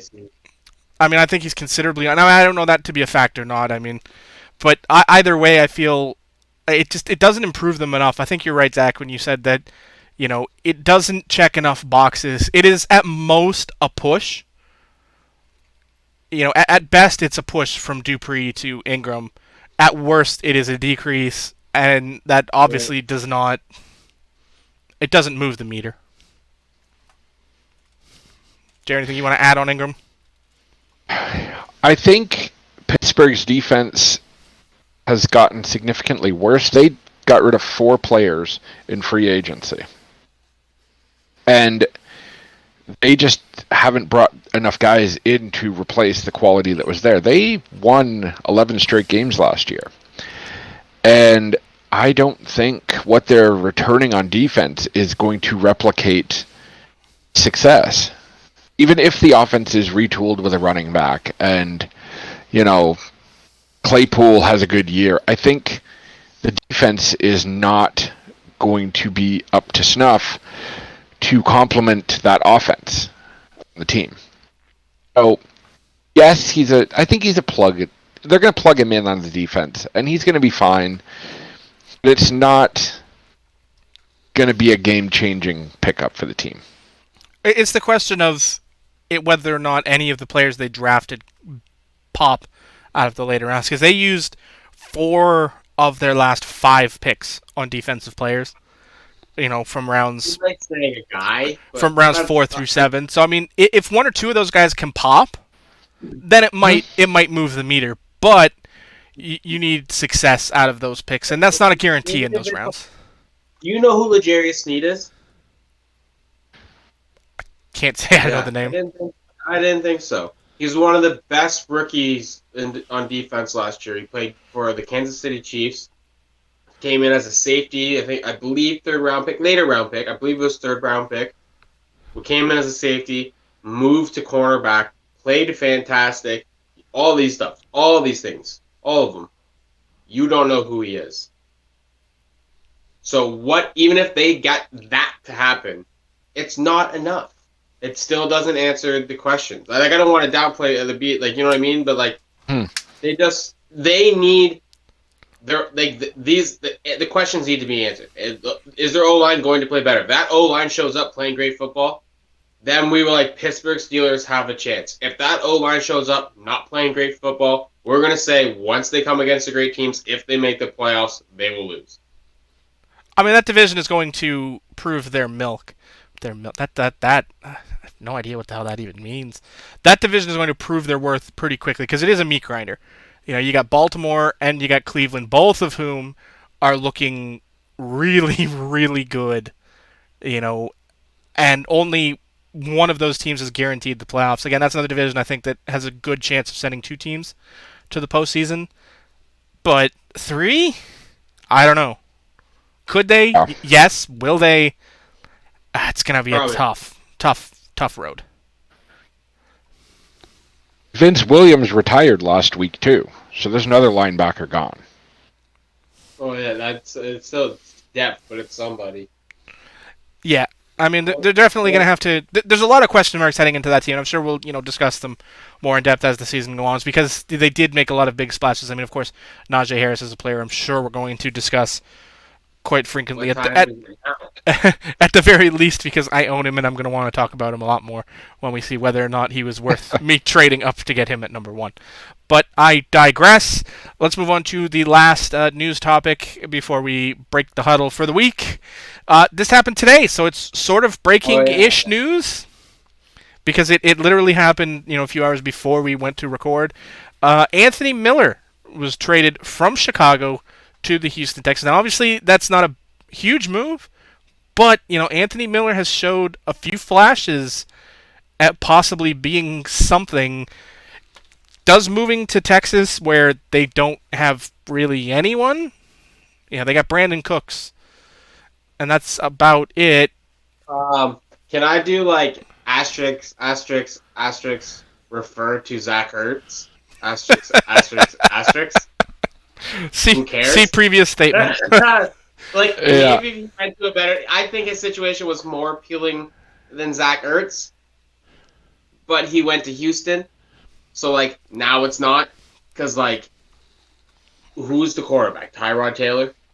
When has he ever passed the ball a lot? He won't be the number 1 on the pecking order there. They still have Brandon Cooks.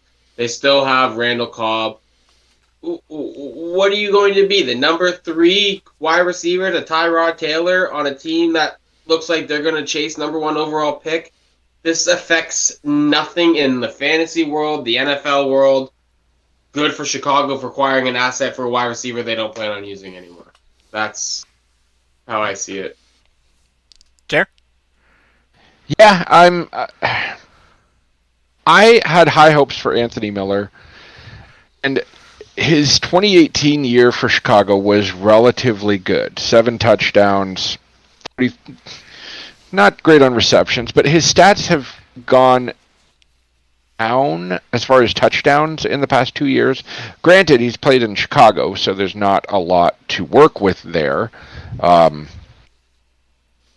That being said, it feels like a lateral move going from 2020 Bears to 2021 Texans. I mean, it's not a better it's not a better supporting cast around him. It feels like a body that is going to see some volume, but he's not going to be a stud wide receiver in Houston. That Houston's an absolute, dumpster fire right now. And let's say Deshaun Watson plays. Does that improve Anthony Miller's stock at all? Maybe a little bit. He still doesn't feel like a top-tier wide receiver on that team, let alone in the league. It really feels just like a lateral move where they just shipped him off somewhere where he's not going to move higher up on the depth chart than he was in Chicago. I mean, I can't really argue to that. The only thing I have to say that is, I am an Anthony Miller fantasy owner. I know, crazy, right? He's actually on my dynasty team, deep down the depth chart. So, I mean, if he can become something, great. Otherwise, he's still just a plug that, helps on a bye week at best. So, I mean, if it works, great. If it doesn't, no real big loss, and he's a serious cut candidate at the end of next season. Granted, he's got a better opportunity there because there's not a wide receiver like Allen Robinson in Houston. So that ceiling is a little bit lower for him to achieve something. He has an opportunity to be the number 1 guy, but Brandon Cooks is a good receiver, so I don't think he's going to pass him. I know, but Brandon Cooks does kind of have a glass jaw, so He really does. One Has he gotten his 2021 2021 concussion yet? He wears like a diamond grill now. He's good. No, I'm just kidding. I'm just making that up. That's what he deserves then. All right, that's going to do it. We have officially broken the huddle. The play call is in. And now we are going to drop some Dynasty dimes on ya.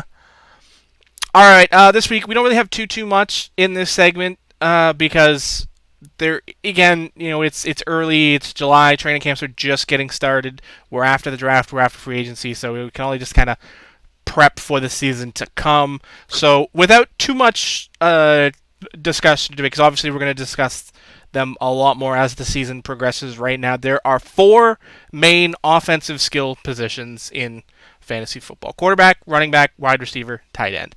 Now, obviously, it's July 26th, 27th now, I guess, technically. Oh, no, July 25th, John. It's July 25th, technically, right now. As we're recording, it is now crossed over midnight on the East Coast. So it is now July 25th. Obviously, he choked to death and moved ahead 2 days. I was in a coma for 2 days, and we kept recording, and it's still only an hour and 40 minutes. All right, take the 4 offensive skill positions: quarterback, running back, wide receiver, tight end. Who is number 1 at each of those positions at the end of the fantasy football season? I know it's really early, and it's hard. Prognostication is difficult, but obviously, for the purposes of this conversation, I'll say this is our format, which is half-point PPR. All right, so if you're full PPR, your numbers may vary. If you're 0 PPR, then of course your numbers are going to vary greatly. But who is number 1 at each of those positions at year end? You want to go you want to do all 4 or one at a time? I think you can just do all 4 because it's really not something we need to really debate or discuss. Okay. Yeah, that's fine. Okay. Because we're obviously we're going to talk about them more as the season progresses. This is right now, July 25th. Who's finishing number 1 at each of the 4 offensive skill positions? Okay, my wide receiver, DK Metcalf. Okay. I think he's going to put up some pretty good numbers this year. I think he's going to be looking at 1,300 yards plus and double-digit touchdowns. And I don't know if anyone else will have the same blend of yards and touchdowns as him. What might hold him away is, if he gets those, he might not have the receptions as somebody may, but that's my guy.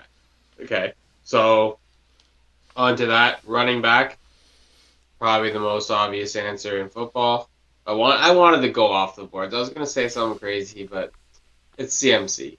It is CMC. If this guy comes back and looks like what he was, it's CMC. It is what it is. I'll go with that. My quarterback, JEr will like this one. It's Josh Allen. I think he is going to be. Obviously, there's lots of reasons other guys could be better. You know what I mean? This is just quick, my opinion. I thought about it. He has the ability to run for yards, pass for yards, pass at touchdowns, rushing touchdowns. He gets stuff you need for fantasy points.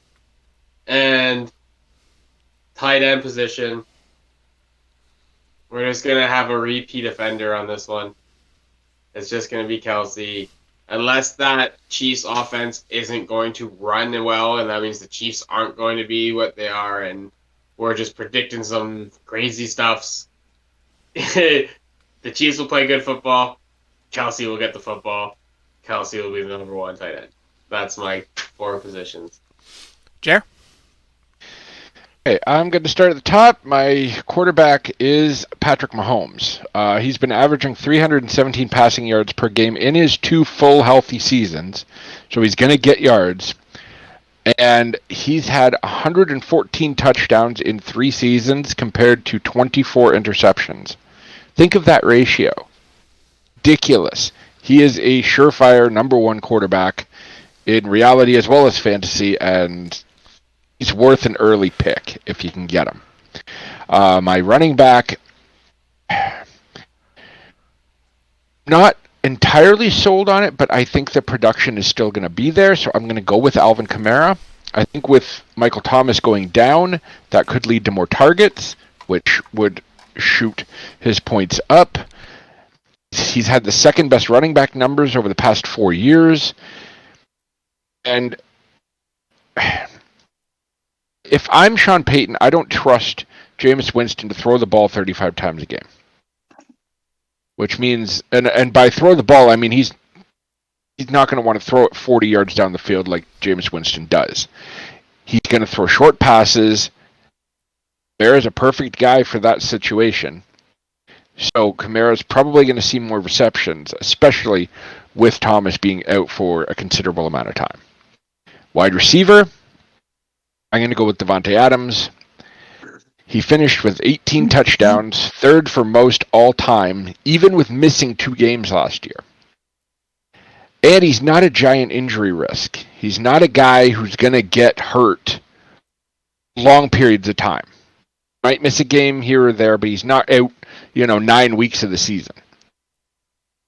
Rodgers is gone, however, ignore everything I just said.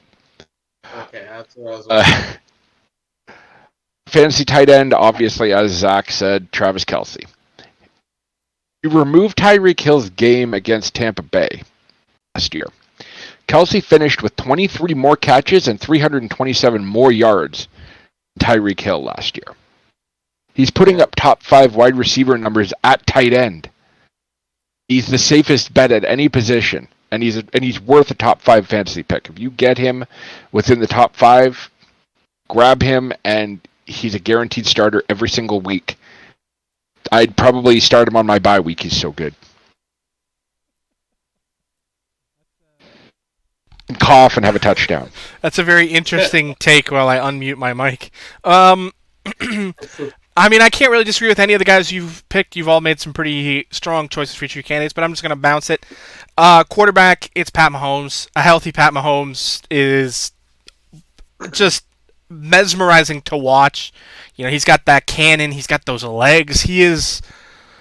Somebody went into a lab and created the prototypical greatest quarterback of all time, and out came Pat Mahomes. If he can continue doing this for the next 10 to 15 years, if he continues to play at the level he is at now for the next 10 years, there is no conversation of GOAT. It is Patrick Mahomes. But again, that's 10 years down the road. Is he going to continue at this pace? Who freaking knows? Running back, that's a tough one, because I think you've both made really great choices in AK and CMC. And, the fantasy dynasty owner in me wants to say AK because, I stole him from JEr's offense this offseason in a trade that I never in a million years expected him to accept without any haggling. So I still feel like I stole him. I don't know how JEr feels about that trade, but I feel like I stole him. JEr went 2 years without a trade and then made 19. If I'd have... The only thought process I had after I feel like I stole AK from you was, damn, if I'd have known you were going to sell Kelce that cheap too, I would have offered for him too. I got talked into Kelce. That's a story for 10 years from now. I mean, that's an interesting story because you got shafted. I would have paid more. I was going to say, saying 10 years from now makes it sound like collusion. Well, I mean, once my name is on the belt 8 more times. Yeah, but it's not going to be. You sold your offense for peanuts and spare parts. Hey, those spare parts are 18 draft picks in the next 3 years, okay? I played my hand pretty well. I'm not going to argue that you're not in a good position in a few years, but, the dynasty stops at 2. Somebody else is winning the championship next year, and I'd like to think I got a pretty good shot at it myself. But then so do 3 or 4 other dynasty GMs in our league think they got a great shot. But, again, we'll discuss that more as the years go on. Quarterback, I said Mahomes. Running back, good God. I think a healthy McCaffrey is the guy because he is the offense in Carolina. I mean, and you can't stack the box against him either. It's not as simple as saying put 6 guys in the box and that'll stop him. It's not going to stop McCaffrey. He'll just laugh at them and go around them. Wide receiver,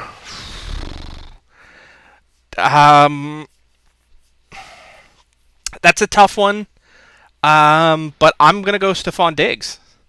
I think he's going to be the number 1 guy this year because I think Josh Allen is going to go off. I think he's going to be quarterback 2, and if anything even remotely bad happens to Mahomes, he's easily going to step in as the QB1, and I think Diggs is going to inhale a lot of those catches and a lot of those yards and touchdowns, and I think he's going to have just a phenomenally breakout year, and he's going to end the season as wide receiver 1. Tight end, come on. There's really no argument for anyone else. I mean, I would accept an argument for a healthy Kittle. But I wouldn't support an argument for a healthy Kittle. I think it's Travis Kelce's... It's Noah Fant, right? Yeah. Yeah, it's actually going to be yeah. It's Zach Ertz, guys. Zach Ertz is tight end 1. Noah fan, baby. Noah fan. Yeah. But no, I mean, it's Travis Kelce far and away. I mean, Jerry hit us with the statistics. He's a top 5 wide receiver as a tight end. Enough said.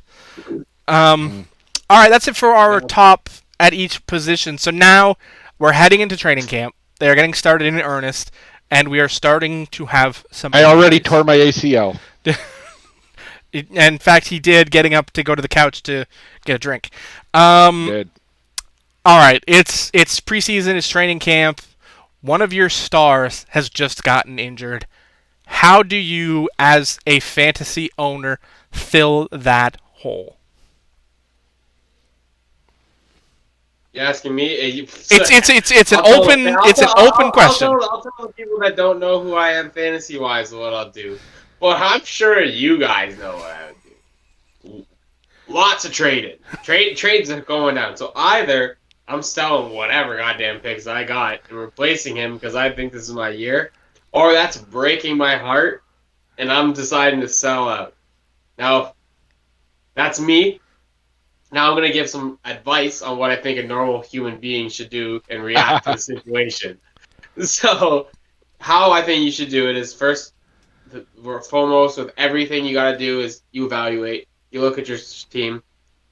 What is your average age of your starters? Do you have a lot of older starters? Do you have a lot of younger starters?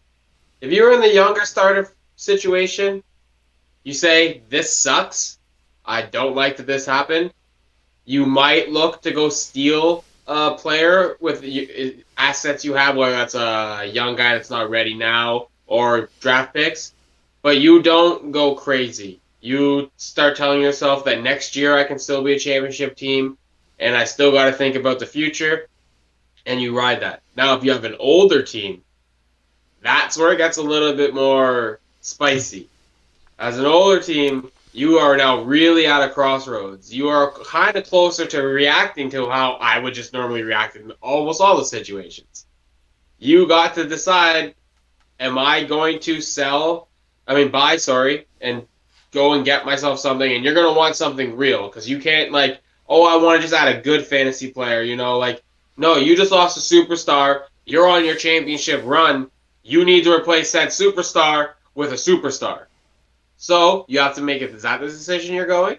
Or are you well, my window just got broken, this sucks, time to start looking at whose window's open and see if I can do a JEr or Keldar. I guess a lot of people don't know who they are. They know who JEr is.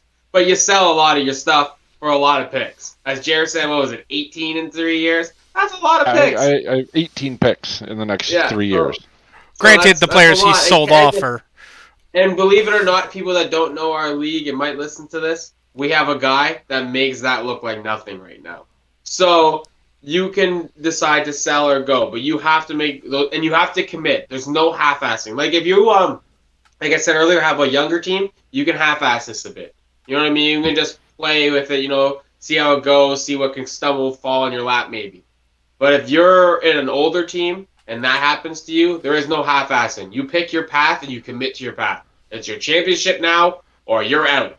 You pick it and you go before you start making I'm going to I'm out, I'm in, and then before you know it, you're like, wow, I kind of just lost a bunch of assets, and my asset management was terrible over the last 3 months, and I'm going to miss the playoffs. This sucks. So that's my advice.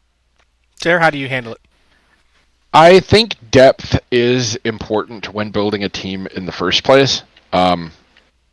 Ideally, I would like 3 to 4 starters each position, not quarterback obviously, but at least having enough depth where, okay, I don't need to panic.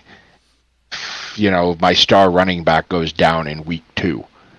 Can plug and play and handle it without hitting the panic button and trading away my assets and going forward admitting, okay, I just got rid of 3 of my best players, so I have a functioning roster now. And injuries can do that to you. Sometimes, like Zach said, you need to sell the house more so than you would want to, because you need to make sure you're sending in a fair trade. When you're getting rid of players who are starters on your roster, you don't want to get rid of. In my league, I got rid of Darrell Henderson. And I did not want to get rid of him, even before the injury, because I felt he was a fantastic handcuff, and obviously he's now a starting running back before week 1. And that's a situation where I feel that I gave up too much because I was selling the farm. I was getting rid of a lot of my star players. I had won my championships. I was doing okay, but I in the back of my mind, I wanted to make sure that I still had a core roster. I've got a good starting running back. I've got some decent handcuffs where I could get lucky. Hey, guy goes down in training camp. I've got an extra starter now. I think depth is the most important part when handling an injury at a position. So you don't need to hit the panic button first. You might eventually, but that doesn't need to be the first decision you make where all of a sudden Cam Akers goes down and you just panic and trade him the next day. Oh, like somebody in our league might have did? Maybe. I think they might have done that. I don't know. I don't know. Maybe he'll watch this far and we can get that job in. Maybe he won't. We'll see. I mean, I think, obviously there's two different perspectives. There's the dynasty perspective, and there's the redraft perspective. In dynasty, your first instinct is, you've got to take a breath and assess your roster. Obviously, that's the first step. Do you have the depth to carry on without being concerned? If you do... I don't know. Johnson was okay. If you do, great. Move to final step and just relax. If you don't, I think your first step is, where's the handcuff? Is the handcuff on the waiver wire? Do you have a position where you can get said handcuff? Is the handcuff on another roster? If so, whose? And are you willing to pay, obviously, a bit more than you would have a day ago to get that handcuff? If it's as simple as plug and play, get that handcuff from somebody else because they're in a position where they don't, they're just strangling you, then do you pay a bit more, send, say, a second-round pick instead of a third-round pick just to get the handcuff? Does that solve your problem? If it does, great, move on. But there's so many different options that one injury does not... I don't think that there should ever be a situation where one injury ends your season. Because you should have enough depth at other positions that one injury isn't going to kill you. Are there some players where that is the case and they are going to kill you? Yes. But let's be real. If you have one of those players, there's a high probability that you are focused and have that handcuff on your roster.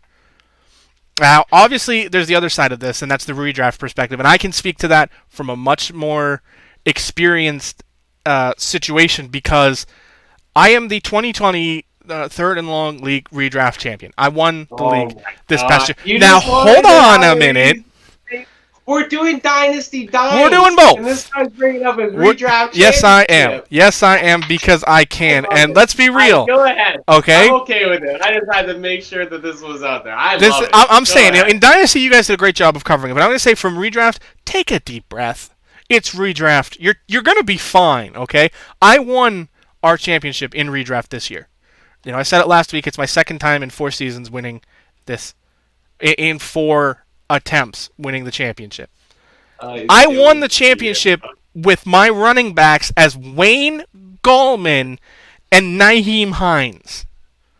Running back 1 and running back 2. And I won a championship. You can do it. It's entirely possible. I had Saquon Barkley as my first pick.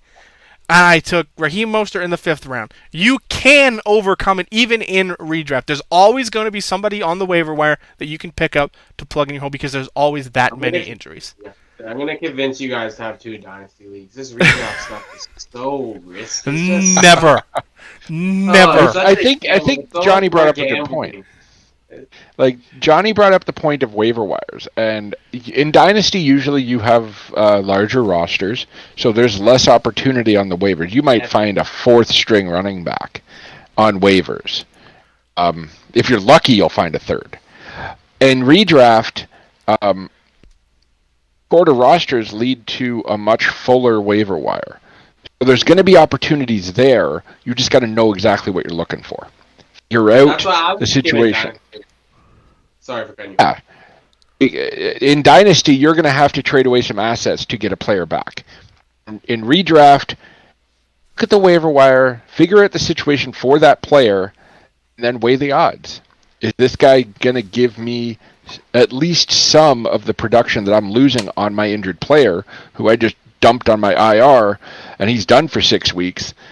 Is he going to give me at least flex value where, okay, I can manage a team around this? Then you're good to go.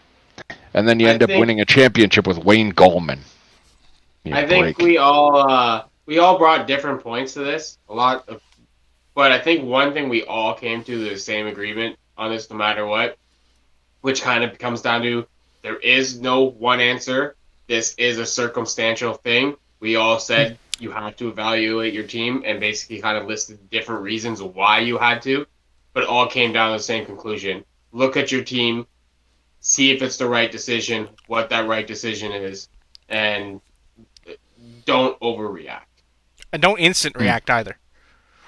Like, if I had a nickel for every time, Dynasty and Redraft, it's the same thing. Somebody gets hurt, immediately the vultures will circle. Okay, every league has their vultures. I don't need to name names. Name names. I'm sitting here with two guys in who've been in a fantasy league with me for, many, many years. JEr and I for 8 years. Zach's been there for like 5 or 6 years at this point. We all know who the vultures are. We all know that when somebody gets injured, there's going to be the immediate message, oh man, you're screwed. Here, let me help you out. And they're going to try and bend you over a barrel and not be friendly. I'm the worst example. You guys know what happened. But again, I'll explain this for maybe people listening have no idea.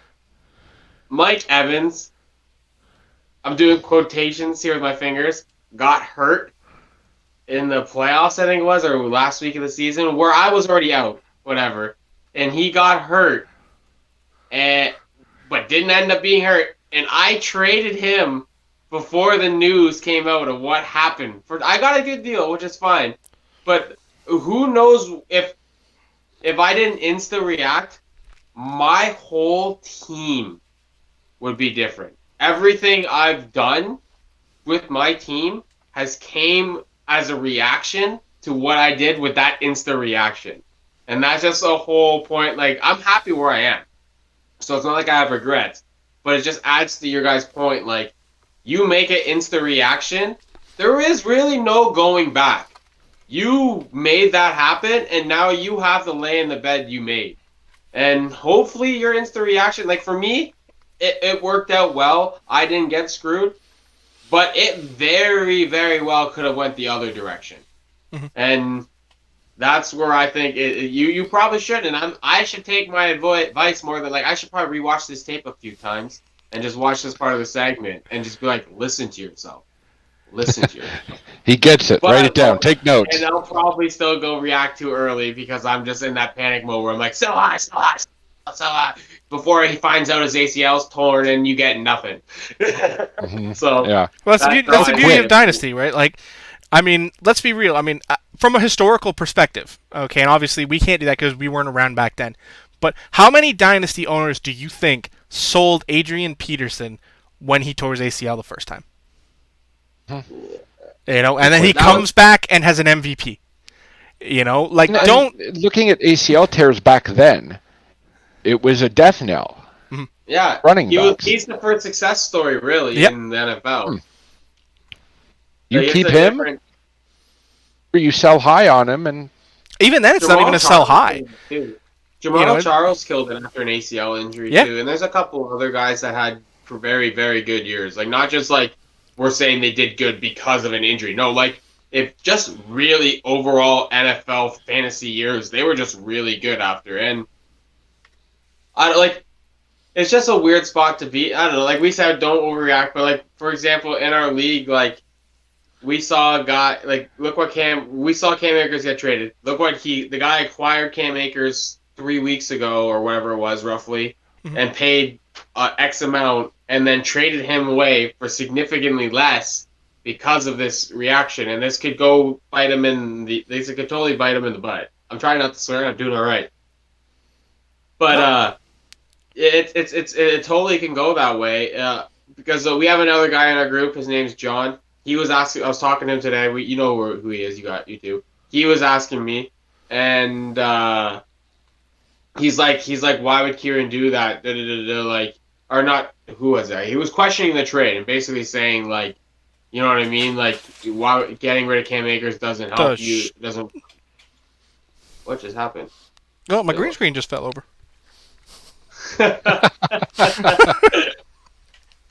That's awesome. I'll talk it while you fix it. So, but in the end, like it could go either way. He could go and end up getting a useful pick for a guy that never ends up being something. You know what I mean? There's a long list of young running backs that tore their stuff. You know what I mean? And never came back. I guess this is an Achilles, not an ACL, so it's a different injury. But But this can also, like, you could also sit there and might have just sold a guy and lost a bunch of assets for no reason when you didn't have to. Like, you just really didn't have to. Like, I don't know. Like, I might be piling this too hard. We've got into it probably farther than we need to. Just don't overreact. If you're gonna make the decision, make sure you're like 100% confident that's the decision you want to make. Not like, I think I should do this just because you're more than likely wrong. Or if you're at least 50% chance you're going to be wrong, and it's probably just not worth it. I think anytime, this is just me speaking from personal experience, anytime I've ever made a trade where the response is, I have to do this, you're making the wrong decision.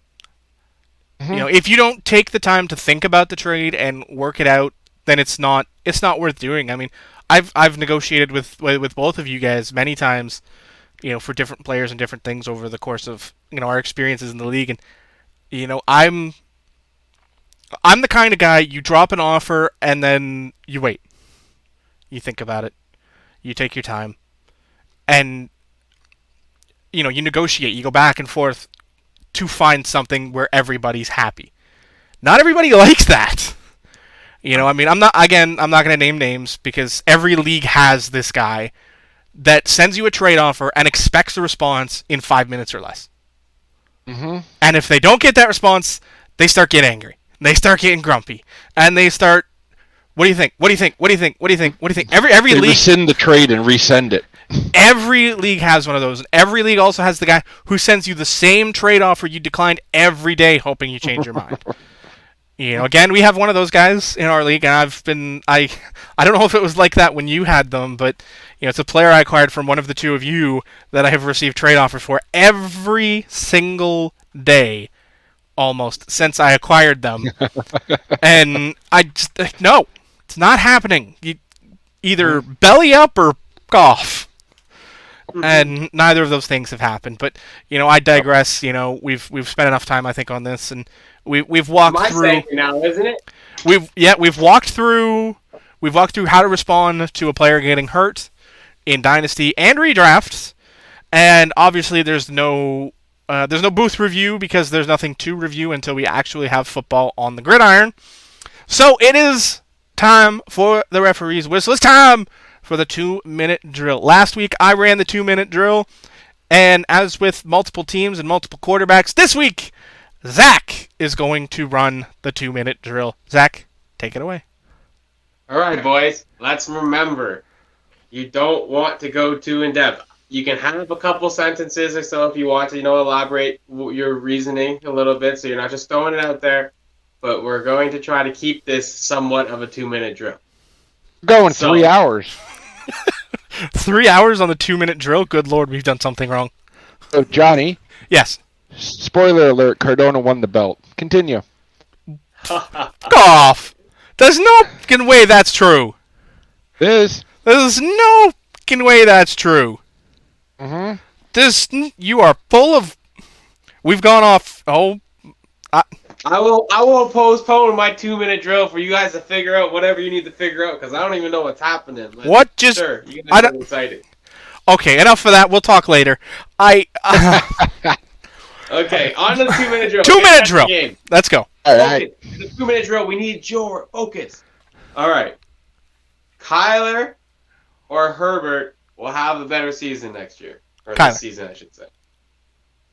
Kyler, Here? no question. Tyler. Okay. If Russ retired after this season, assuming he put up relatively same Russ numbers, is he a Hall of Famer? Yikes. Super Bowl winning quarterback, MVP. Yes, he's a Hall of Famer. How many Pro Bowls has he had since that's apparently important to getting into the Hall of Fame? But yes, I think he's Hall of Fame caliber. The best question you guys are gonna probably want to answer on this one, just because I did it just for you. Teddy or Locke starting this season? Oh, man. If you were the Broncos, not your guess. If you were the Broncos, I'd start Teddy. He's the more proven winner. I would start Teddy only because I've seen what Locke can do. Will Lamar throw for 4,000 yards this season?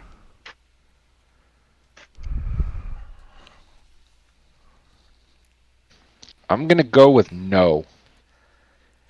I think his legs are still too much of a weapon that he's not gonna need to throw that much. Yeah, I'm also going to say no. I mean, he's probably going to have like 37, 50, 3,800, I think, but I don't think he's going to hit the 4,000. Okay. Will Dak return to the same pace he had pre-injury? Yes. And have you guys seen the pace that he was on last year? Really Like record pace, yeah, setting. 5,000 Absolutely yards. insane. Yeah. So I'm asking, will he return to that? If he remains healthy and the offense remains healthy, absolutely. He's going to put up astronomical numbers this year. I think it's a question of health, but if everything stays healthy, Assuming healthy, yes. then Assuming yes, I healthy. think he can do it. Okay, next question. Jarvis Landry, I should maybe specify, or OBJ, who puts up the better fantasy numbers next year?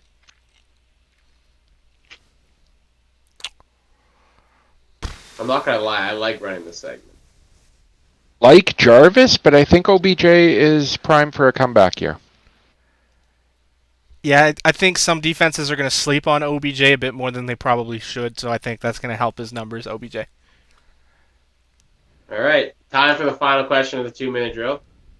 You guys may elaborate more on this one since this is the final one. Who's going to have more rushing touchdowns? Lamar Jackson or Josh Allen?